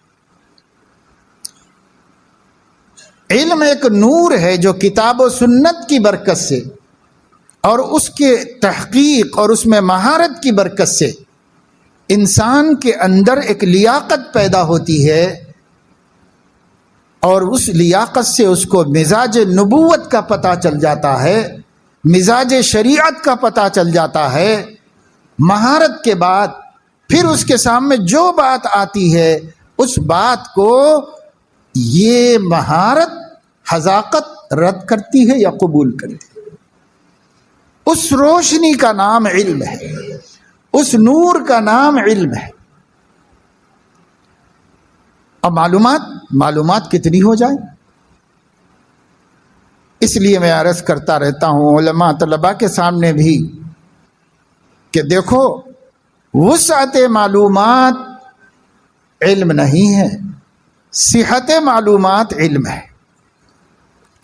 وسعت بہت جاننے والے سے ہم مرعوب ہو جاتے ہیں، صاحب زبردست مورخ، ارے کیا اس کو، ہم کو بھی نہیں معلوم ہے اتنی باتیں، وہ بڑا عالم معلوم ہوتا ہے۔ وسعت معلومات کا نام علم نہیں ہے، صحت معلومات کا نام علم ہے۔ آپ تھوڑا جانتے ہو مگر صحیح جانتے ہو، یہ علم ہے، اور کوئی بہت جانتا ہے مگر غلط جانتا ہے، وہ علم نہیں ہے، اس کو علم نہیں کہتے۔ علم روشنی ہے جو صراط مستقیم دکھا سکے، اگر وہ روشنی صراط مستقیم نہیں دکھا رہی ہے، ادھر ادھر بھٹکا رہی ہے، معتزلہ کی طرف، خوارج کی طرف، روافض کی طرف، جہمیہ کی طرف، مرجیہ کی طرف، کرامیہ کی طرف، کدھر کدھر لے کے جا رہی ہے۔ کیوں؟ معلومات تو بہت ہیں مگر صحت معلومات نہیں، کسی نے سند نہیں دی کہ آپ کی معلومات صحیح، سیلف اسٹڈی ہے، خوب جانکاری ہے۔ ہم علماء بھی مرعوب ہو جاتے ہیں، ارے بھائی آپ کے پاس زیادہ ذخیرہ نہیں ہوگا معلومات کا، لیکن جو ہے وہ مستند ہے، معتبر ہے، اس پر آپ کو اطمینان ہونا چاہیے۔ اور ایک شخص کے پاس بہت ہوگا، زبردست خطیب ہوگا اور زبردست بیانات کرتا ہوگا، اور لوگ واہ واہ کرتے ہوں گے، جھومتے ہوں گے، سر دھنتے ہوں گے، لیکن صحت معلومات نہیں ہے تو اس کا کوئی اعتبار نہیں ہے، وہ رستہ دکھانے کے بجائے بھٹکا رہا ہے لوگوں۔ اس لیے اصل چیز صحت معلومات ہے۔ تب قرآن مجید کہہ رہا ہے فاصبر لحکم ربک، آپ اپنے پروردگار کے حکم جو قرآن کی شکل میں اور بیان قرآن کی شکل میں پہنچا ہوا ہے اس پر جمے رہیے، اور اتنی مضبوطی سے جمے رہیے کہ جو جاہل آپ کو دعوت دے گا آپ اس کی دعوت کو رد کر دیجیے۔ عاصم، گنہگار، بے ایمان، کافر، عاصم یعنی جو شرک میں مبتلا ہے، کافر جو منکر ہے، ان لوگوں کی باتوں کا کوئی اعتبار مت کریے۔ یہ دو باتیں اگر ہم محفوظ رکھیں گے تو انشاءاللہ ہدایت پر قائم رہیں گے۔ دو باتیں محفوظ بھی رہنا، عمل بھی رہنا اس کی۔ فَلَا تَقْعُدُوا مَعَهُمْ حَتَّى يَخُوضُوا فِي حَدِيثٍ غَيْرِهِ، کتنا آسان راستہ اللہ نے ہمیں بتایا تھا۔ بھائی جس کے پاس کتاب و سنت کی مہارت حاصل ہے ان کے ساتھ بیٹھا کرو، اور جو لوگ کتاب و سنت کے حامل نہیں ہیں ان کے ساتھ مت بیٹھا کرو، اور جو اہل باطل ہیں ان کی باتیں مت سنا کرو۔ اگر تمہارا ان سے کچھ لین دین ہے، کاروبار ہے، کوئی معاملات ہیں ان کے ساتھ تمہارے، جس کے عقیدے خراب ہیں اور جو باطل کی طرف رجحان رکھتا ہے، تو پہلے تو کرو نہیں ان کے ساتھ معاملات، اور اگر کہیں پتہ چلنے سے پہلے سے ہیں اور ہمارا لین دین ان کے ساتھ باقی ہے تو ان کے ساتھ گفتگو مذہبی مت کرو، صرف کاروباری گفتگو کرو۔ حتیٰ یخوضوا فی حدیث غیرہ، اور یہ احتیاط نہیں برتو گے، انکم اذا مثلہم، تم بھی ایک دن انہی میں ہو جاؤ گے، انہی میں ہو جاؤ گے ایک دن۔ اس لیے اپنے کو بہت عاقل سمجھنا، بڑا عالم سمجھنا، میں کسی سے نہیں متاثر ہو سکتا، اب میں کسی سے نہیں بھٹک سکتا، ایسا سمجھ لینا بہت بڑا دھوکہ ہے۔ اللہ نے فرمایا کہ جاؤ مت، ملو مت، پڑھو مت، سنو مت، ورنہ تم کتنے ہی قابل ہوگے، صحابہ سے بھی زیادہ ایمان والا ہوگا کوئی؟ یہ کس کو روکا جا رہا ہے؟ یہ صحابہ کرام کو روکا جا رہا ہے۔ نئی یہودیوں سے مذہبی بات کرو، نئی عیسائیوں سے مذہبی بات کرو۔ جب فلسفی کتابیں، یونانی کتابیں اسلامی دنیا میں آئیں تب سے ہی فرقے فتنے مسلمانوں میں وجود میں آنے شروع، اور جب تک اس سے دور تھے، لا تقعدوا معہم پر عمل تھا، تو یہ مسئلہ ہی نہیں وجود میں آئے تھے، یہ فرقے ہوئے ہی نہیں تھے۔ پھر ہمارے اکابر کو مجبوراً زبردستی یونانی علوم سیکھنے پڑے، یونانی فلسفے سیکھنے پڑے، اور سیکھ کر جو گمراہیاں اس کے ذریعے سے لائی گئی تھیں ان کو ختم کرنا پڑا، اور سچائی کو اور صداقت کو لوگوں کے سامنے لانا پڑا، ورنہ ضرورت ہی نہ پڑتی، وہ کتابیں پڑھنے کی ضرورت نہیں ہوتی، اور ان کتابوں سے کوئی لیکن جب آ گیا تو آ گیا۔ اس لیے قرآن نے کہا ہے لا تقعدوا معہم، آپ لوگوں کو پہلے بھی منع کیا گیا تھا، اور پھر بھی کچھ لوگ بیٹھ کے ان کی باتیں سن رہے ہیں۔ اب یہ دوسری وارننگ میں دے رہا ہوں، بیٹھنا بند نہیں کرو گے تو انہی میں شمار کر دیا جائے۔ اب ہم بیٹھ کے نہ سنتے تو ہمارے بچے کیوں شکیل کی طرف جاتے؟ نہ سنتے کسی کی بات تو کیوں قادیانی بنتے؟ نہ سنتے تو کیوں عیسائی بنتے؟ آج بھی لوگ مسلمانوں میں سے عیسائیت میں داخل ہو رہے ہیں، آج بھی داخل ہو رہے ہیں۔ کہیں جاؤ، جو وہاں کے فکر مند علماء ہیں وہ چونکہ نظر رکھے ہوئے ہیں، سروے کرتے، وہ لوگ بتاتے ہیں کہ صاحب یہاں اتنے عیسائی بن گئے، اتنے مسلمان عیسائی بن گئے ہیں، جگہ جگہ عیسائیت کی دعوت چل رہی ہے اور لوگ عیسائی بن رہے ہیں، اور کہا جا رہا ہے کہ بھائی کسی کے بارے میں ذکر مت کرو، کسی کے بارے میں ذکر مت کرو۔ ذکر نہیں ہوگا تو شعور کیسے پیدا ہوگا؟ اور جب شعور نہیں پیدا ہوگا تو بچنے کی توفیق کیسے ہوگی؟ اس لیے فرق باطلہ کا بھی ساتھ ساتھ میں ذکر ہونا چاہیے، اہل السنت والجماعت کے عقائد کا بھی ذکر ہونا چاہیے، اہل السنت والجماعت کے عقیدوں کا بھی ذکر ہونا چاہیے، اور فرق باطلہ کا بھی مذاکرہ ہوتے رہنا چاہیے۔ یہ علماء کی ذمہ داری ہے، ہر علاقے میں ہر جگہ شعور بیداری مہم چلائیں، کیونکہ اب انڈر گراؤنڈ ہمارے میں گھس کے ہماری جیسی شکلیں بنا کر لوگ گمراہیاں پھیلا رہے ہیں۔ دھوکہ نہیں کھا رہا ہے آدمی دیکھ کے کہ صاحب مسنون زلف ہے، مسنون داڑھی ہے، ٹوپی پہنا ہوا ہے، لنگی کرتا پہنا ہوا ہے، صف اول میں نماز پڑھ رہا ہے، سنت نوافل جی لگا کے پڑھ رہا ہے۔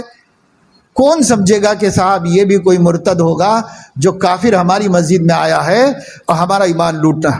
کون سمجھے گا؟ بیچارے بھولے بھالے لوگ کیا سمجھیں گے ان کو دیکھ کر کے؟ اب جب یہ ان سے باتیں کرتا ہے تو اس کی ظاہری شکل و شباہت کو دیکھ کر توجہ سے سنتے ہیں، غور سے سنتے ہیں، نیک آدمی ہے بھائی، نیک آدمی کے ساتھ رہنا چاہیے، اور وہ لے جا رہا ہے تھوڑے ہی دن میں اورنگ آباد لے جا کر شکیل کے ہاتھ پہ بیعت کرا دے رہا ہے. سر سے پیر تک متبع سنت ہے دیکھنے میں، سر سے پیر تک. ایسے ایسے لوگ ہیں. کیسے دھوکہ؟ علم ہوگا تو پہچانیں گے ان کو، علم نہیں ہوگا تو ان کو کیسے پہچانیں گے؟ جنہوں نے اپنی شکل و شباہت سے ہمیں گمراہ کرنا بیڑا اٹھایا ہوا ہے.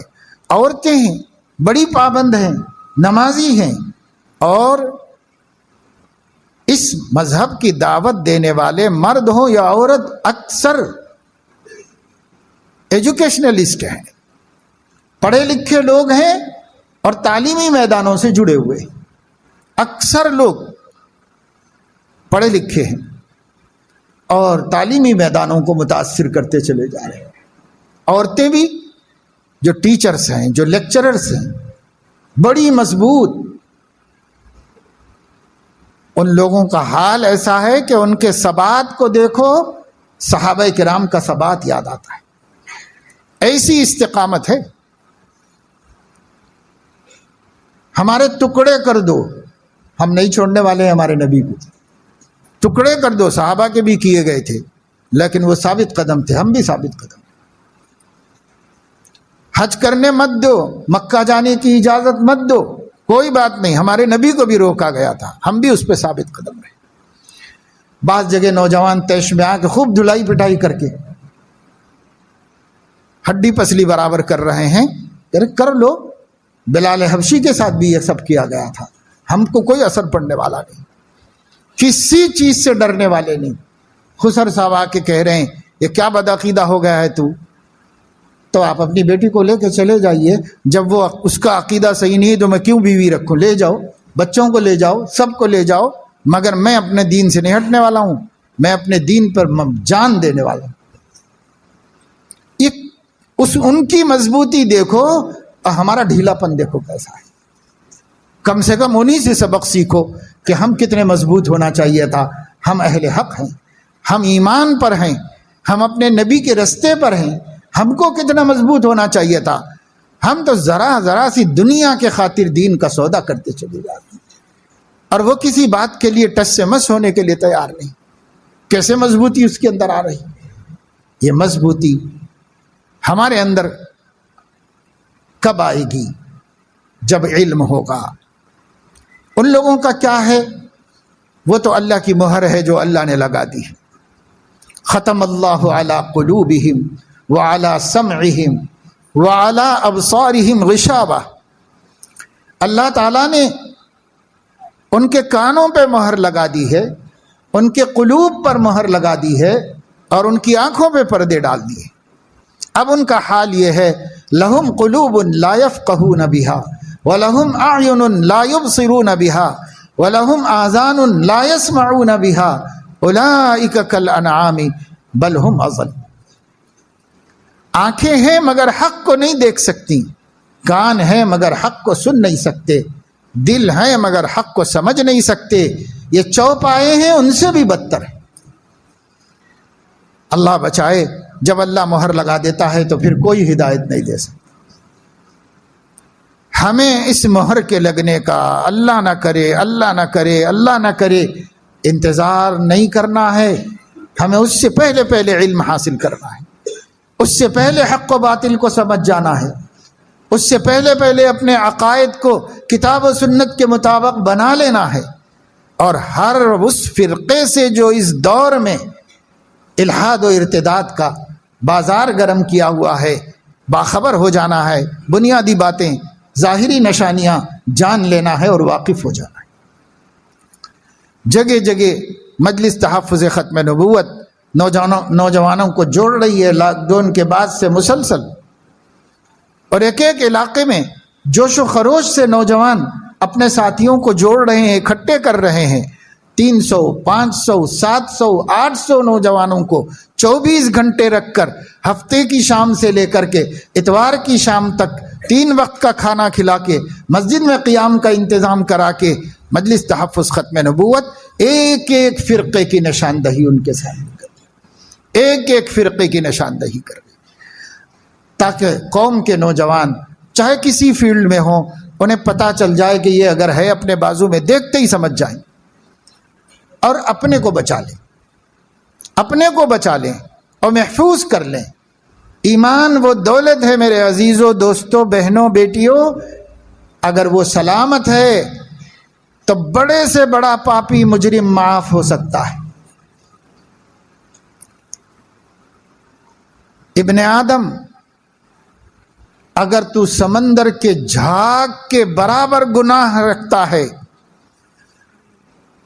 اور اس کی وجہ سے میرے سامنے آنے سے ڈرتا ہے، پرواہ نہ کر، سمندر کی جھاگ کے برابر گناہوں کے ساتھ میرے سامنے آ، میں اس سے زیادہ وسیع رحمت کے ساتھ تجھ سے ملوں گا، بشرطے کہ ایمان سلامت ہو۔ ایمان سلامت ہو۔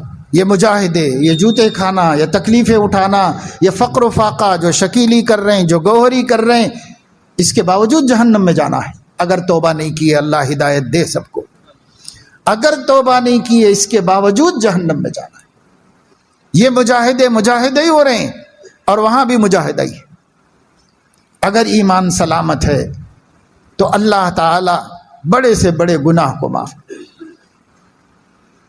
بہت خوش نظر آئے حضرت صلی اللہ تعالی علیہ وسلم،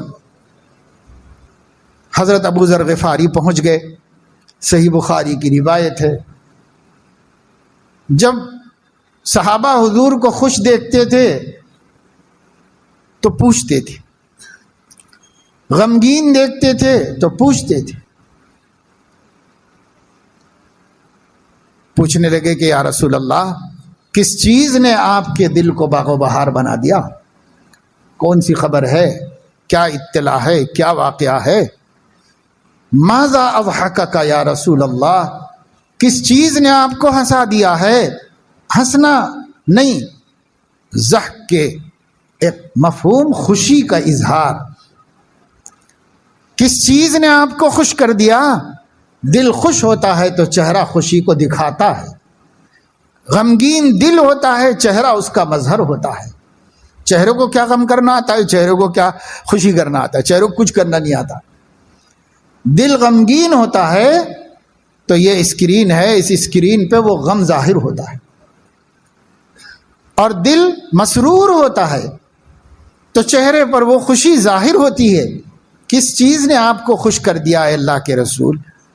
ابھی جبرائیل آئے تھے اور وہ مجھے اللہ کی طرف سے یہ خبر دے گئے ہیں کہ جو لا الہ الا اللہ کو سلامت لے کر اللہ کے پاس پہنچ جائے۔ جیسے میں نے ابھی آپ کو بتایا کہ جب قرآن کہا جائے تو سنت اس کے تحت میں شامل ہوتا ہے، اسی طریقے سے جب لا الہ الا اللہ حدیثوں میں کہا جاتا ہے، ایک ہی جملہ کہا جاتا ہے، پر محمد الرسول اللہ اس کے ضمن میں خود بخود پوشیدہ ہوتا ہے، خود بخود موجود ہوتا ہے۔ جو شخص قیامت میں اس حال میں آئے کہ اس نے اخلاص قلب کے ساتھ لا الہ الا اللہ محمد الرسول اللہ کا اقرار کیا ہوا ہے، دخل الجنہ، جنت میں جائے گا، جنت میں جائے گا۔ یہ خبر لے کے جبرائیل آئے تھے اور اسی خبر نے مجھے اپنی امت کی طرف سے جو غم تھا بہت ہلکا کر دیا۔ جنت میں جائے گی میری امت اگر کلمہ سلامت لے کر جائے گی، عقیدہ سلامت لے کے جائے گی، ایمان سلامت لے کے جائے گی، جنت میں جائے گی۔ بہت خوش ہوئے۔ حضرت ابو ذر کو تعجب ہوا۔ حضرت ابو ذر غفاری بڑے زاہد بزرگ تھے اور بہت محتاط زندگی، خوف خدا کا غلبہ تھا، مغلوب الحال صحابہ میں شمار ہوتے، لیکن مقربین میں سے تھے حضور علیہ السلام کے، اور سابقون الاولون میں سے تھے، بڑے مرتبے والے تھے۔ حضرت ابو ذر غفاری کو بڑا تعجب ہوا کیونکہ یہ لوگ تو گناہ کا نام بھی سننا نہیں چاہتے تھے۔ انہوں نے کہا وَإِن زَنَا وَإِن سَرَقَ، لا الہ الا اللہ والا جنت میں جائے گا چاہے زناکار ہو، چاہے چور ہو، ڈاکو ہو۔ تو حضور علیہ السلام نے فرمایا وَإِن زَنَا وَإِن سَرَقَ، چاہے بدکار ہو، چاہے چور ہو، چاہے شرابی، چاہے کوئی ہو، اگر ایمان سلامت لے گیا ہے تو جنت میں جائے گا۔ سزا کے بعد جائے الگ بات ہے، لیکن سزا دائمی نہیں ہوگی، ایک دن نکلے گا اور جنت میں جائے گا۔ انہوں نے پھر تعجب سے پوچھا وَإِن زَنَا وَإِن سَرَقَ، حضرت علیہ الصلوۃ والسلام جس کو بھی ایمان کی بیعت کراتے تھے، بیعت علی الایمان میں یہ فرماتے تھے کہ میں بیعت کرتا ہوں زنا نہیں کروں گا، چوری نہیں کروں گا، قتل اولاد نہیں کروں گا، اس کا معاہدہ کراتے تھے ہر شخص۔ اس لیے وہ بار بار پوچھ رہے ہیں وَإِن زَنَا وَإِن سَرَقَ، مومن تو ہے مگر چور ہے، زانی ہے، جو نہ کرنے کا آپ ایمان کے ساتھ عہد لیتے ہیں، توحید کے ساتھ عہد لیتے ہیں آپ، اللہ تشرکوا باللہ شیئا، اللہ تشرکن باللہ شیئا یشرکن باللہ شیئا ولا یزنین ولا یقتلن اولادہن، چوری نہیں کریں گے، اولاد کو قتل نہیں کریں گے، زنا نہیں کریں گے، شرک نہیں کریں گے۔ تو شرک تو نہیں کر رہا ہے پر زنا کر رہا ہے، چوری کر رہا ہے۔ یہ تھا ان کا تعجب۔ تیسری دفعہ بھی حضور نے فرمایا وَإِن زَنَا وَإِن سَرَقَ وَإِن رَغِمَ أَنْفُ أَبِي ذَرٍ، ہاں جی چور بھی ہو، زانی بھی ہو، شرابی بھی ہو، ڈاکو بھی ہو، جائے گا جنت میں، چاہے تمہارے ناک خاک آلود ہو، جائے گا جنت۔ یہ بتانا تھا حضور علیہ السلام کو ایمان کی قدر و قیمت، یہ نہیں کہ مومن جو چاہے کرے۔ وہ تو عیسائیوں کا عقیدہ ہے کہ خداوند یسوع مسیح نے اپنا خون بہا کر اپنی امت کے پاپ سب دھلا دیے ہیں، سب معاف کرا دیے، اب جو چاہے کرو۔ اس لیے خوب دھڑلے سے حضرت عیسیٰ کی ولادت کے دن، کرسمس میں اور نیو ایئر میں اور فلاں وقت جتنے عیسائیوں کے تہوار ہیں، ہر تہوار میں بدکاریاں کرنا، شراب پینا، گناہ کرنا، بے حیائی کرنا، فحاشی کرنا ان کا تہوار ہے۔ کیوں؟ نڈر ہیں اس عقیدے کی وجہ سے کہ ہمارے گناہوں کا تو ہمارے نبی کا خون کفارہ ہو گیا ہے، جبکہ نبی کا خون کفارہ ہو بھی نہیں سکتا، اگر ہوتا تو ہو بھی نہ سکتا، مگر یہاں تو ان کا خون بھی نہیں ہوا ہے۔ وما قتلوه وما صلبوه بل رفعه اللہ الیہ، پورے شباب کے ساتھ آسمانوں پر اللہ تعالیٰ نے روک کے رکھا ہوا ہے ان کو، اور قرب قیامت میں وہ اس عمر میں جس عمر میں دنیا سے تشریف لے گئے تھے، اس دنیا میں واپس تشریف لے گئے، وہ حیات ہیں، زندہ ہے۔ تو عیسائیوں کا عقیدہ ہے، ہم جو بات بیان کر رہے ہیں اس سے کسی کو یہ دھوکہ نہ ہو کہ بھائی ایمان سلامت رکھ لو اور جو چاہے پاپ کرو، گناہ گارانہ زندگی گزارو۔ گناہ پسند زندگی مومن کی نہیں ہوتی، کبھی گناہ ہو جائے تو نادم شرمندہ ہو کے توبہ کرتا رہتا ہے۔ یہاں جو نبی بتانا چاہ رہے ہیں اس صحیح حدیث میں، وہ ایمان کی قدر و قیمت بمقابل اعمال بتانا چاہ رہے ہیں۔ ایمان سلامت ہے تو سب کچھ ہے۔ جیسے سیدنا شیخ عبد القادر جیلانی رحمہ اللہ کی کسی نے بہت تعریف کی، ان کے فیوز کی، ان کے برکات کی، اور وہ حقیقت بھی تھی، غلط بیانی بھی نہیں تھی، مبالغہ بھی نہیں تھا، لیکن اس کے باوجود پھولے نہیں، اس کے باوجود متاثر نہیں ہوئے، بلکہ یہ فرمایا کہ ایمان چو سلامت بلب گور برے احسن تو بر چستی و چالاکی ماں، جب میں اپنا ایمان سلامتی کے ساتھ قبر کی گڑھے تک لے جانے میں کامیاب ہو جاؤں، پھر میری ہر تعریف خوشی کے قابل ہے، ہر تعریف میری خوشی کے قابل ہے، نہیں تو کس تعریف سے کیا دھوکہ کھاؤں، ابھی خطرہ ہے، ابھی خطرہ ہے، ابھی خطرہ ہے۔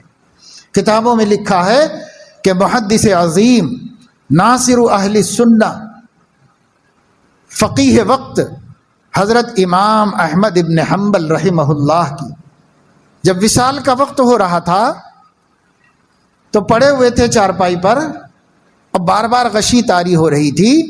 ایک مرتبہ غشی طاری ہوئی تو فرماتے تھے لا بعد لا بعد لا بعد، یہ فرماتے جا رہے تھے۔ پھر جب ان کو افاقہ ہوا اور ہوش میں آئے تو حاضرین میں سے کسی نے کہا کہ حضرت آپ کیا کہہ رہے تھے؟ لوگوں کو یہ خیال ہوا کہ شاید موت کا فرشتہ آیا ہوگا تو وہ کہہ رہے ہوں گے کہ میں ابھی مرنا نہیں چاہ رہا ہوں، یہ کہہ رہے ہوں۔ حضرت آپ کیا کہہ رہے تھے؟ لا بعدو لا بعدو کہہ رہے تھے، کیا کہہ رہے تھے آپ؟ تو فرمایا کہ وہ ابلیس میرے سرانے سامنے کھڑا ہوا، انگلی دانتوں میں دبایا ہوا، بڑی حسرت و افسوس سے کہہ رہا تھا آپ تو بچ گئے میرے ہاتھوں سے، آپ تو بچ گئے میرے ہاتھوں سے۔ تو میں اس کو جواب دے رہا تھا کہ نہیں نہیں، ابھی نہیں، بعد میں، موت کے بعد میں، کلمے پر موت ہو جائے اس کے بعد میں، ہو سکتا ہے ان چند لمحوں میں بھی تو مجھے گمراہ کر دے اور کفر پر موت آ جائے۔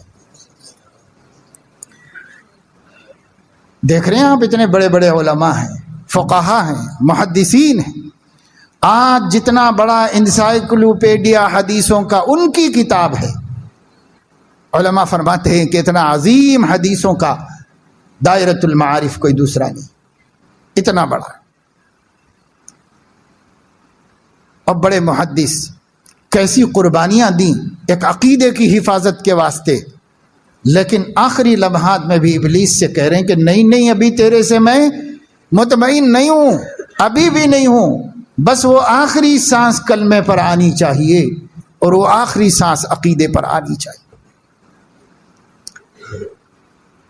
اللہ تعالیٰ فرما رہے ہیں وَاذْكُرِ اسْمَ رَبِّكَ، اپنے پروردگار کا ذکر کرتے رہیے، اس کے نام کا ذکر کرتے رہیے۔ جب کثرت ذکر کرتے رہیں گے تو وہی چیز اخیر میں ہمارے کام آ جائے گی۔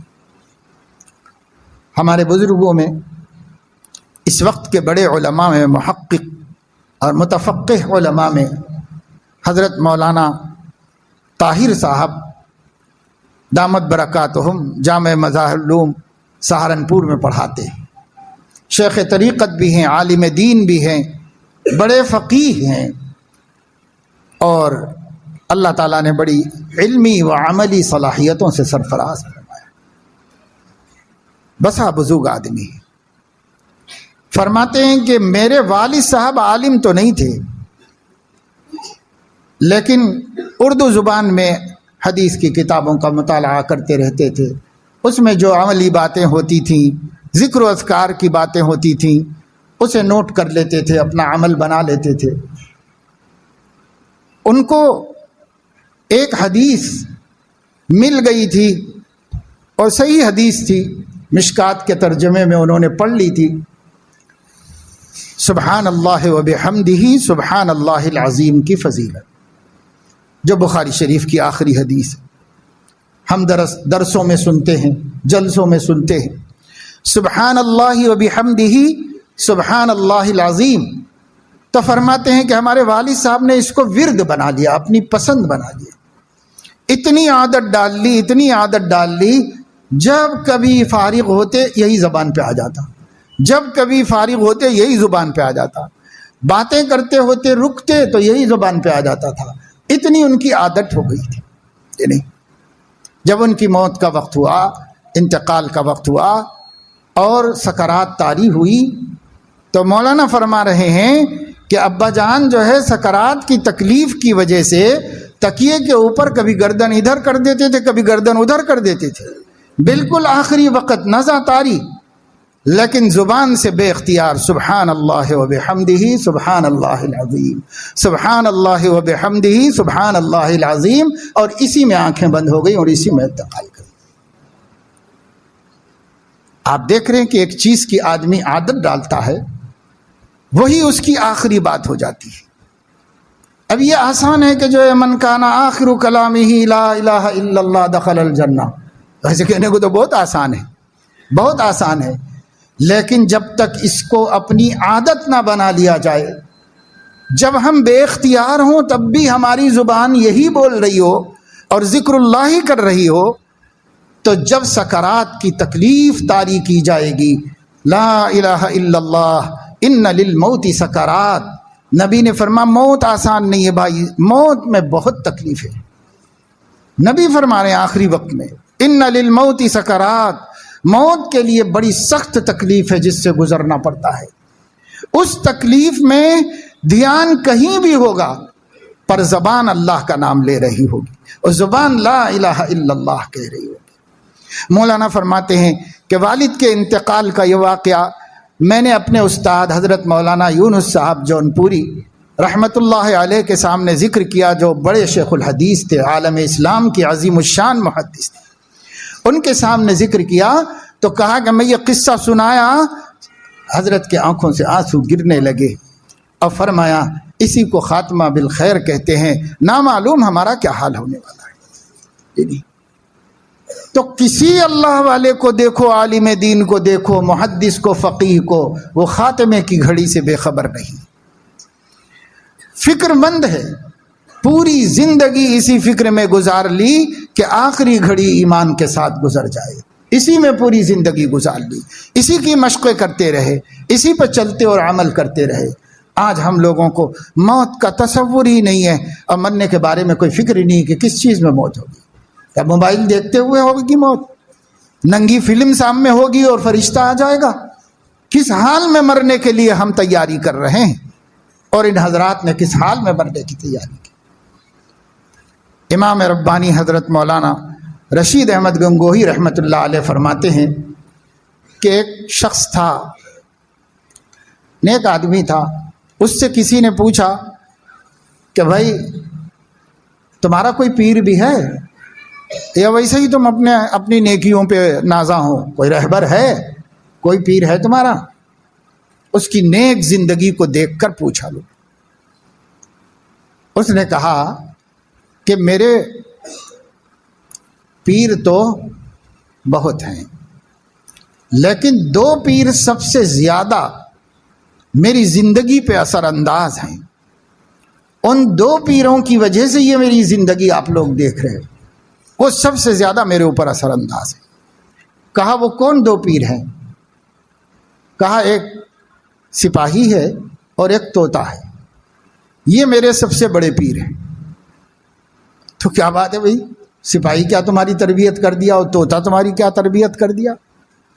تو اس نے بتایا کہ اصل میں ہمارے محلے میں پڑوس میں ایک سپاہی رہتا تھا، بادشاہ کے ہاں کام کرتا تھا، اس کو میں دیکھتا تھا روزانہ صبح کو کہ یہ صبح اٹھتے ہی نہاتا تھا، کپڑے پہنتا تھا، اپنے کو سنوارتا تھا اور تیار کرتا تھا اور سیدھے نکل کے بادشاہ کے دربار میں چلا جاتا تھا جہاں اس کی ڈیوٹی ہے۔ روز یہی کرتا تھا، صبح اٹھنا، تیاری کرنا، اپنے کو سنوارنا، درست کرنا اور فوراً بادشاہ کے دربار میں چلے جانا۔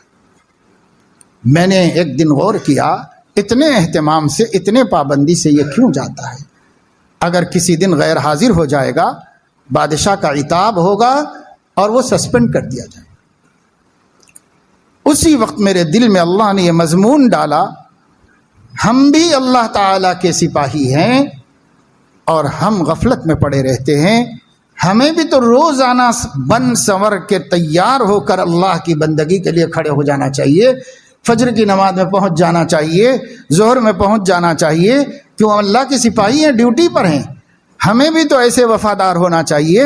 یہ تو تھوڑی سی دنیا کے خاطر اتنی پابندی کر رہا ہے اور ہم اپنے رب کو پانے اور راضی کرنے کے لیے سستی کاہلی کر رہے ہیں۔ بس اس دن سے میرے اندر چستی پیدا ہو، دین کے معاملے میں کوئی سستی نہیں کرتا، دین کے معاملے میں ڈرتا رہتا ہوں کہیں آج غیر حاضر ہو جاؤں تو اللہ تعالیٰ سسپینڈ نہ کر دے، اس لیے کبھی اس دن کے بعد سے غیر حاضر نہیں ہوا، جہاں اللہ کا حکم ہے وہاں حاضر اور حکم کا پابند، بس ریڈی ہوں اس وقت سے۔ یہ ایک میرا پیر ہے جس نے میری زندگی بدل دی۔ طوطے کا کیا قصہ ہو گیا؟ تو کہا ہمارے محلے میں ایک صاحب کے پاس طوطا تھا، اس نے اس کو سیدھا کر کے بہت اچھے اچھے بول سکھا دیے تھے، بڑی میٹھی میٹھی باتیں کرتا تھا اور بڑے اچھی اچھی باتیں سناتا تھا، لوگ خوش ہو جاتے تھے، لوگ تفریح کے لیے آتے، بڑے بڑے مغموم لوگ اس کی باتیں سنتے اور اس کی میٹھی میٹھی باتوں سے مسرور ہو جاتے تھے۔ ایک دن میں نے دیکھا کہ ایک بلی آئی اور اس کو موقع مل گیا تو اس نے بلی کو اچانک حملہ کر کے دبوچ لیا، بلی نے اس کو اچانک حملہ کر کے اس طوطے کو دبوچ لیا۔ تو کہتے ہیں کہ جیسے ہی بلی نے اس کو پکڑا، پنجہ مارا، اس کے منہ سے ٹی نکلا۔ فوراً اللہ تعالیٰ نے میرے دل میں مضمون ڈالا، مصنوعی طور پر کتنی ہی باتیں سکھا دو، لیکن جب وقت مصیبت کا آتا ہے تو جو فطرت ہے وہی زبان پر آتا ہے، جو فطرت ہے وہ زبان پر آتا ہے۔ اب میں پوری زندگی اللہ کے ذکر میں ایسا لگ جاؤں گا کہ ذکر اللہ میری فطرت بن جائے، اور جس دن موت کا فرشتہ مجھے دبوچے گا تو لا الہ الا اللہ نکل جائے۔ اس لیے میں لا الہ الا اللہ، لا الہ الا اللہ، بس پوری زندگی میں یاد الہی کو اپنا مشغلہ بنا لیا۔ تو ایک اس سے سیکھا تھا کہ دربار میں حاضری میں ناغہ نہیں کرنا ہے، اور بن ٹھن کے ہمیشہ تیار ریڈی۔ اور ایک طوطے سے میں نے سیکھا کہ بھائی مصیبت کی گھڑی آئے گی تو فطرت کی آواز نکلے گی، اور فطرت کی آواز کیا ہے مومن کی؟ لا الہ الا اللہ۔ اس کے اوپر اپنے کو مشق کرو، جماؤ کھپاؤ۔ اس طریقے سے اس نے مشق کیا، اپنے کو جمایا، اور پھر اس طریقے سے کامیاب ہو گئے۔ دوستو، بزرگوں، بہنوں، بچیوں، سب اللہ کے لیے غور کرو۔ آج ایک ایک لمحہ غفلت میں گزر رہا ہے، کس طریقے سے زندگی گزر رہی ہے۔ ایک ایک گھنٹہ دن بن رہا ہے، اور ایک ایک دن ہفتہ بن رہا ہے، ہفتہ مہینہ بن رہا ہے، مہینہ سال بن رہا ہے، اور سال گرہ ہو رہی ہے، یعنی سال گر رہا ہے۔ ایک سال گرا، دوسرا سال گرا، تیسرا سال گرا، اور گر گر کے ایک ایک سال زندگی میں سے ختم ہوتا چلا جا رہا ہے، اور مہلت حیات مختصر ہوتی چلی جا رہی ہے۔ اگر ہم اب بھی نہیں سنبھلے، ان حالات میں بھی نہیں سنبھلے، جبکہ اس ملک کے مسلمانوں کی اگلی نسل کو 100% مشرک بنانے کے منصوبے بن رہے ہیں، اب بھی اگر ہم نہیں سنبھلے، ایمان کی محنتیں نہیں ہوئیں، ایمان کی فکریں نہیں ہوئیں، بچوں کے ذہن نہیں بنائے گئے، اپنے بچوں کو اللہ رسول سے نہیں جوڑا گیا، عقیدہ توحید، عقیدہ رسالت اور عقیدہ آخرت پر محنت نہیں کرائی گئی، تو کیا ہوگا کل؟ ہم نہیں بول سکتے کہ کل کیا ہوگا۔ اس لیے بھائی اللہ سے ڈرو، یہ بے فکری ختم کرو، یہ تماشے ختم کرو۔ آج ہماری شادیاں، آج ہماری رسمیں، آج ہماری تقریبات کیا ہو گئی ہیں؟ اسراف اور فضول خرچیوں اور غفلت کا نشان بن گئی۔ جس کی تقریب میں جاؤ تو لگتا ہے کہ اسے مرنا نہیں ہے، اور اسے ایک دن، اس کا کوئی خدا بھی نہیں ہے، اس کا کوئی دین دھرم بھی نہیں ہے، بس اس کا نفس، اس کی خواہش ہے، واتبع ہوا، جو اپنی خواہشات کا پجاری ہو گیا ہے، یہ خواہشات کے پیچھے پڑا ہے۔ آج اللہ نہیں چاہیے اس کو شادی کے دن، آج نبی نہیں چاہیے اس کو، آج قرآن نہیں چاہیے، اس دولہے کو بھی نہیں چاہیے، اس دلہن کو بھی نہیں چاہیے، اس کے باپ کو بھی نہیں چاہیے، اس کے ماں کو بھی نہیں چاہیے، بلکہ اب اللہ رسول کی بات گراں گزر رہی ہے۔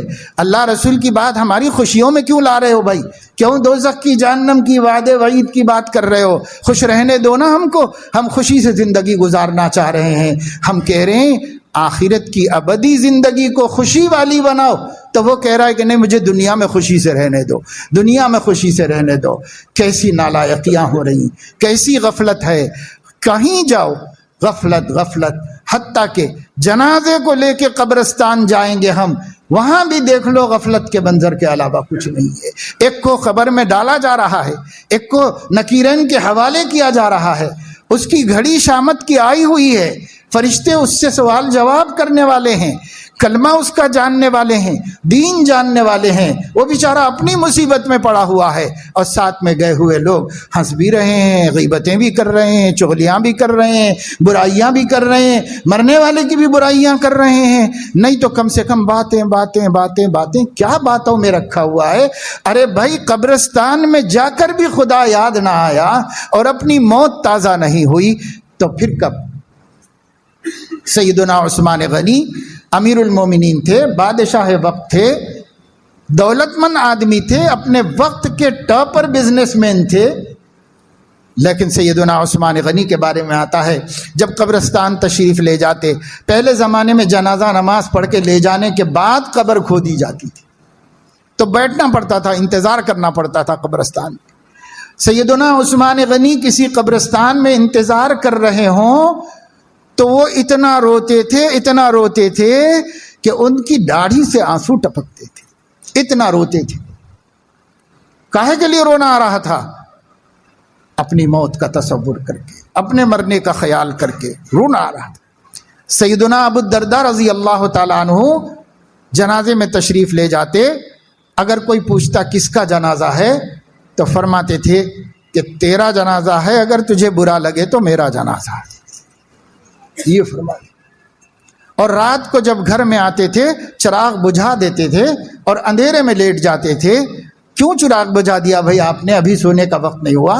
فرماتے تھے ایک بھائی کو قبر کے اندھیرے میں چھوڑ کے آیا ہوں، تصور کر رہا ہوں کہ قبر کا اندھیرا کیسا ہوتا ہے۔ کیا ہم لوگوں کو ہو گیا؟ کسی چیز سے آخرت یاد نہیں آ رہی، کسی طریقے سے ہم اللہ کے ذکر میں مشغول نہیں، اپنی موت کی تیاری کے لیے تیار نہیں۔ کب تک غافل رہیں گے؟ کیا جب فرشتہ سامنے کھڑے ہو کے اخرجو انفسکم کہے گا اس وقت تک ہم غافل رہیں گے؟ کب تک غافل رہیں گے اپنی موت سے؟ ہمیں اپنی موت کی فکر کرنی چاہیے۔ کسی کا کوئی پتہ نہیں ہے، کسی کا کوئی ٹھکانہ نہیں ہے، کچھ بھروسہ نہیں ہے زندگانی کا۔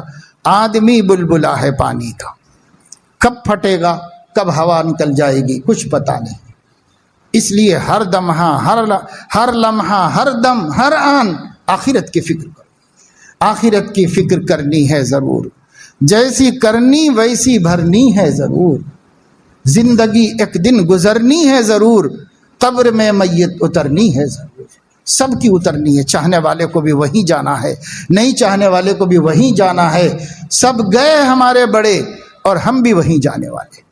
جب جانا ہے اور جب ہم نے بھیجا ہے، جب ہمارے ہاتھوں نے ان کو لے جا کے مٹی میں دبایا ہے، تب بھی اپنا ٹھکانہ نہیں سمجھ میں آیا، تب بھی اپنا ٹھکانہ ہمیں نہیں سمجھ میں آیا۔ سارے غرور کافور ہو جائیں گے، سارے شان خاک میں مل جائیں گی، ساری غفلتیں ختم ہو جائیں گی۔ بس موت کا فرشتہ آئے گا، یک لخت خواب تھا جو کچھ کے دیکھا، جو سنا افسانہ تھا۔ سب زندگی ایک افسانہ بن جائے گی، ایک ناول بن کے رہ جائے گی۔ اب اللہ ہوں گے، حساب ہوگا، نکیرین ہوں گے، سوال ہوگا، جواب دینا ہوگا، سب۔ اب معاملہ ختم ہو گیا، عمل کا مہلت ختم ہو گئی۔ اس لیے خدا کے واسطے یہ غفلت کی زندگی ہمیں ختم کرنا ہوگا، اللہ کو یاد کر کے جینا ہوگا، اللہ کی یاد کو دل میں بسانا ہوگا، دماغ میں بسانا ہوگا، ہمارا رواں رواں ذکر اللہ کا آشنا ہو جائے اور عادی ہو جائے، اور ہم جس طریقے سے اللہ کے بندوں کے ہم نے واقعات بتائے، ایک دو نہیں سینکڑوں ہزاروں واقعات ہیں، غافلوں کے بھی ہیں، ذاکروں کے بھی۔ خاتمہ بالخیر کے لیے زندگی گزارو۔ پوری زندگی کا مقصد آخری گھڑی ایمان کے ساتھ گزر جائے، بس اسی کے لیے مجاہدہ، اسی کے لیے نمازیں، اسی کے لیے روزے، اسی کے لیے گناہوں سے بچنا، اسی کے لیے ذکر اللہ، اسی کے لیے قرآن کی تلاوت، اسی کے لیے سارے اعمال ہیں کہ ہماری آخری گھڑی وہ ایمان پر گزر جائے۔ اور جس کی ایمان پر گزر گئی پھر اس کا بیڑا پار ہو گیا، اس کا بیڑا پار ہو گیا، کام بن گیا۔ اب کوئی مصیبت نہیں، اب کوئی پریشانی نہیں، سب پریشانیاں ختم۔ اس دن ختم جب ایمان پر خاتمہ ہو جائے، ساری پریشانیاں ختم۔ شیخ الحدیث مولانا زکریا صاحب رحمۃ اللہ علیہ کو انتقال کے بعد ان کے خاص تعلق رکھنے والے تھے، بڑے عالم تھے، مفتی تھے۔ وہ انگلینڈ سے پہنچے مدینہ منورہ جنت البقیع میں، جہاں حضرت کو دفن کیا گیا تھا۔ اگلے ہی دن پہنچ گئے تھے، اگلے ہی دن پہنچ گئے، اور وہاں پر دیکھا مراقبے میں بیٹھے، اور بہت زیادہ چاہنے والے تھے، بے انتہا رو رہے تھے، گریہ طاری تھا۔ تو اللہ تعالیٰ نے کشف قبر فرمایا، تو کیا دیکھتے ہیں؟ گلاب کا ایک اتنا بڑا تازہ پھول ہے جس کے بیچ میں حضرت سو رہے ہیں۔ اتنا بڑا پھول، ایک دم تازہ پھول، اور اس میں سو رہے ہیں۔ ان کا رونا دیکھ کے مسکراتے ہوئے ان کی طرف دیکھا اور فرمایا کہ الحمدللہ سب تکلیفوں بیماریوں اور مصیبتوں سے نجات پا گیا ہوں. تم ہی بولو کہ یہ راحت و آرام کی موت بہتر ہے یا وہ تکلیفوں کی زندگی بہتر تھی جس کے ختم ہونے پر تم لوگ رو رہے ہو؟ تو کہتے بڑی تسلی ہوئی، بڑا اطمینان ہوا. یہ خواب کی بات ہے، یہ مکاشفے کی بات ہے. یہ باتیں بھی اگر کتاب و سنت کے مطابق ہیں تو قابل قبول ہیں، اس پہ تعجب کی کوئی بات نہیں، کیونکہ کتاب و سنت میں بتایا گیا ہے کہ جہاں قبر میں عذاب ہوتا ہے وہیں انعام بھی ہوتا ہے. تمام اہل السنت والجماعت کا عقیدہ ہے عذاب القبر و نعیمها حق، جنت قبر کا عذاب بھی حق ہے اور قبر کے اندر اللہ کے انعامات کا ملنا بھی برحق ہے. ایک ہی بات عذاب قبر نہیں ہے، دوسرا پہلو بھی ہے اس کا، انعامات کا ملنا بھی برحق ہے. مل رہا ہے کیسے؟ اور لوگوں نے دیکھا ابھی ہمارے حضرت مفتی سعید احمد صاحب رحمت اللہ علیہ کو سب سے پہلے خواب میں ان کے گھر والوں نے دیکھا، بیٹی نے دیکھا، تو اس حال میں دیکھا کہ حضرت کو زمزم اور کھجور سے بہت لگاؤ تھا. ایمان کی علامت ہے.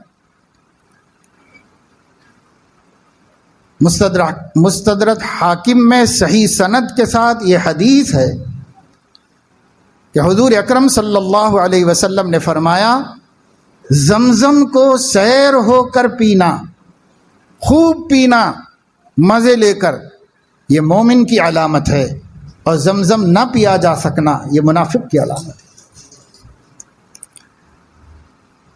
حضرت کو بہت پسند تھا، بڑی نعمت سمجھتے تھے اور ہے بھی. تو انہوں نے دیکھا کہ اپنی قبر میں ہیں اور بہت شاندار ایسے قیمتی اور خوبصورت کپڑوں میں ہیں کہ کبھی دیکھے نہیں ایسے کپڑے، اور سام میں دسترخوان پر کھجور اور زمزم رکھے ہوئے.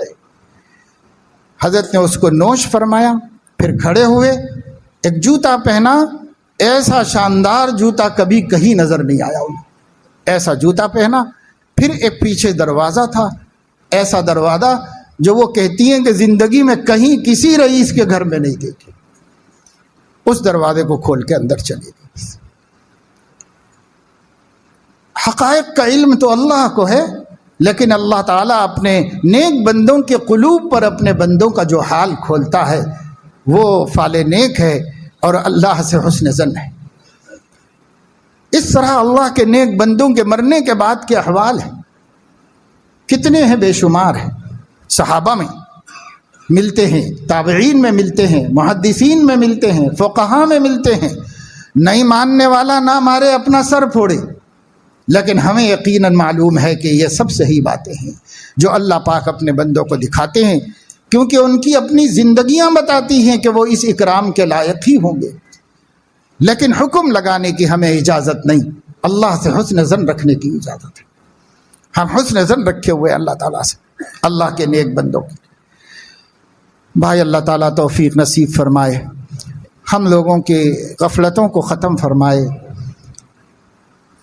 گرمی کے باوجود حبس، بارش کی وجہ سے اندر حبس ہو رہا ہے، اور آپ لوگ مغرب سے اب تک یہاں پر بیٹھے ہوئے ہو اور سب بیٹھے ہوئے ہیں تکلیف کے باوجود. یہ اس بات کا ثبوت ہے کہ ہم انشاءاللہ غافلوں میں سے نہیں ہیں، ہم انشاءاللہ ذاکروں میں سے ہیں. لیکن اس اللہ کی توفیق کو استعمال کرتے ہوئے حقیقی معنوں میں ان مثالوں کو سامنے رکھ کر ایسا ذاکر بن جانے کی فکر کریں. کہیں ایسا نہ ہو کہ ذاکر ہونے کے دھوکے میں ہم رہ جائیں، بلکہ جو سچی مثالیں سامنے ہیں اہل اللہ کی، ان کو سامنے رکھ کر ایسے ذاکر بن جائیں اور ایسے آخرت کے فکر کرنے والے ہم بن جائیں.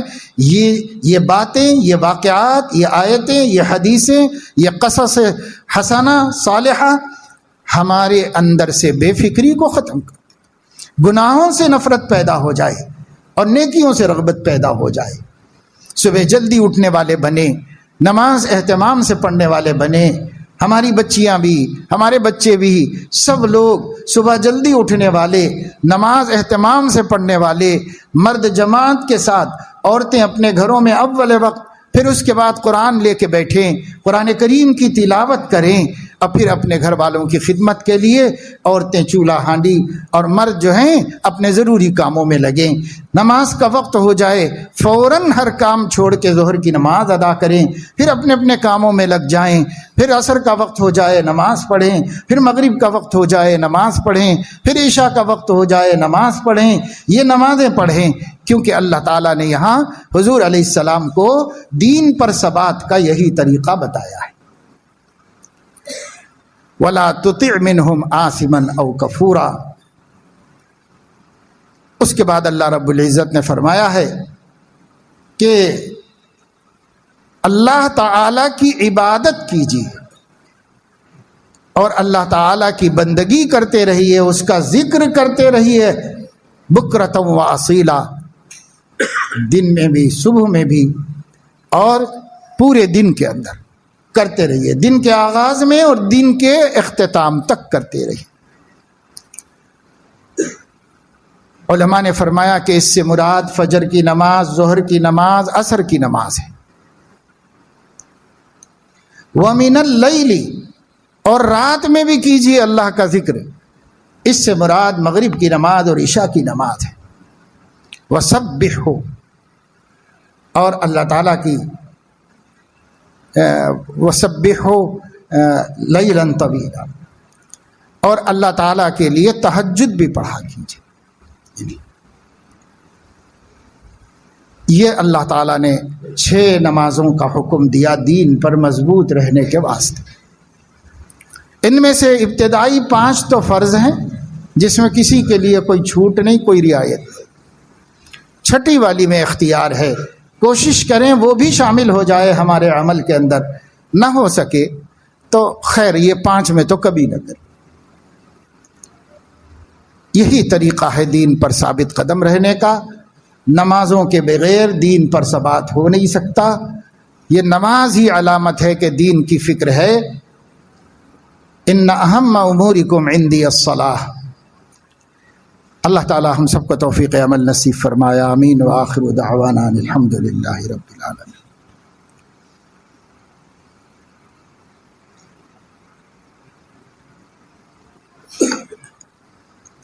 اللہم صلی وسلم علی سیدنا و نبینا و حبیبنا و شفیعنا و مولانا محمد وعلی آلہ و اصحابہ و ازواجہ و اتباعہ افضل صلواتک و عدد معلوماتک برحمتک یا ارحم الراحمین۔ اللہم صلی وسلم و بارک و ترحم و تحنن علی سیدنا و حبیبنا محمد وعلی آلہ و اصحابہ و ازواجہ و اتباعہ افضل صلواتک و عدد معلوماتک برحمتک یا ارحم الراحمین۔ اللہم ربنا آتنا فی الدنیا حسنہ وفی الآخرۃ حسنہ وقنا عذاب النار۔ رب اغفر وارحم وتجاوز وتکرم انک انت الاعز الاکرم۔ اللہم ان قلوبنا ونواصینا وجوارحنا بیدک لم تملکنا منها شیئا فاذا فعلت ذلك بنا فکن انت ولینا واہدنا الی سواء السبیل۔ اللہم انا نسألک من خیر ما سألک منہ نبیک محمد صلی اللہ علیہ وسلم ونعوذ بک من شر ما استعاذ منہ نبیک محمد صلی اللہ علیہ وسلم۔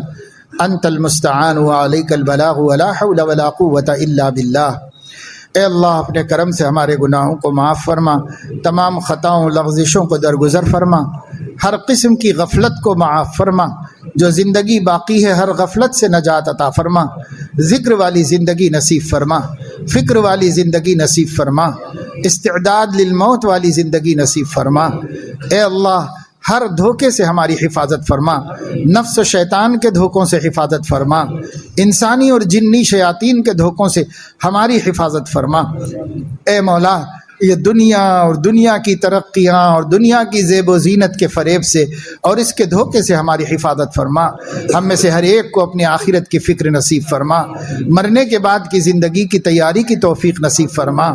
اے اللہ اپنے اور اپنے گھروں کے ماحول کو دین والا، ایمان والا، اسلام والا، قرآن والا، نبی کے تذکروں والا، صحابہ کے ذکروں والا ماحول بنا لینے کی توفیق عطا فرما۔ اے اللہ کفر کا ہر تذکرہ کم کر کے، ختم کر کے ایمان اور توحید کا تذکرہ کرنے کی توفیق عطا فرما۔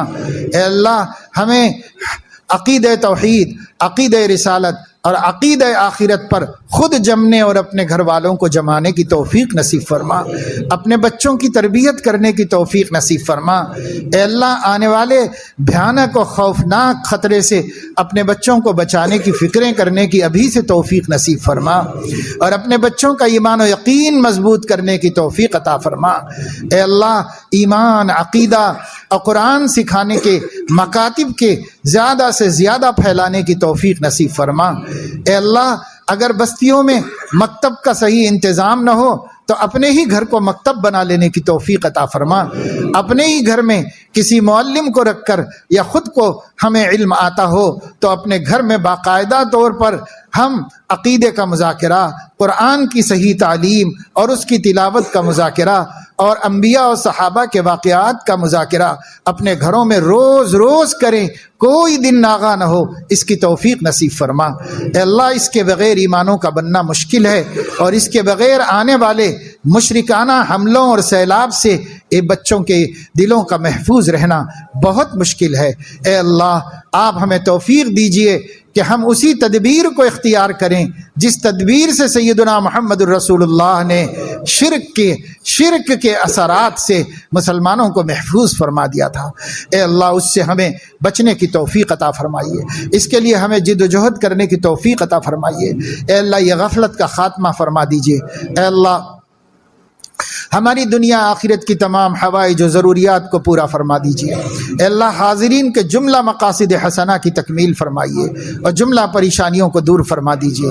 اے اللہ ہم آپ سے سوال کرتے ہیں ان تمام بھلائیوں کا جن کا سرور عالم صلی اللہ علیہ وسلم نے آپ سے سوال کیا ہے، اور پناہ چاہتے ہیں ان تمام برائیوں سے جن سے سرور عالم صلی اللہ علیہ وسلم نے پناہ چاہی ہے۔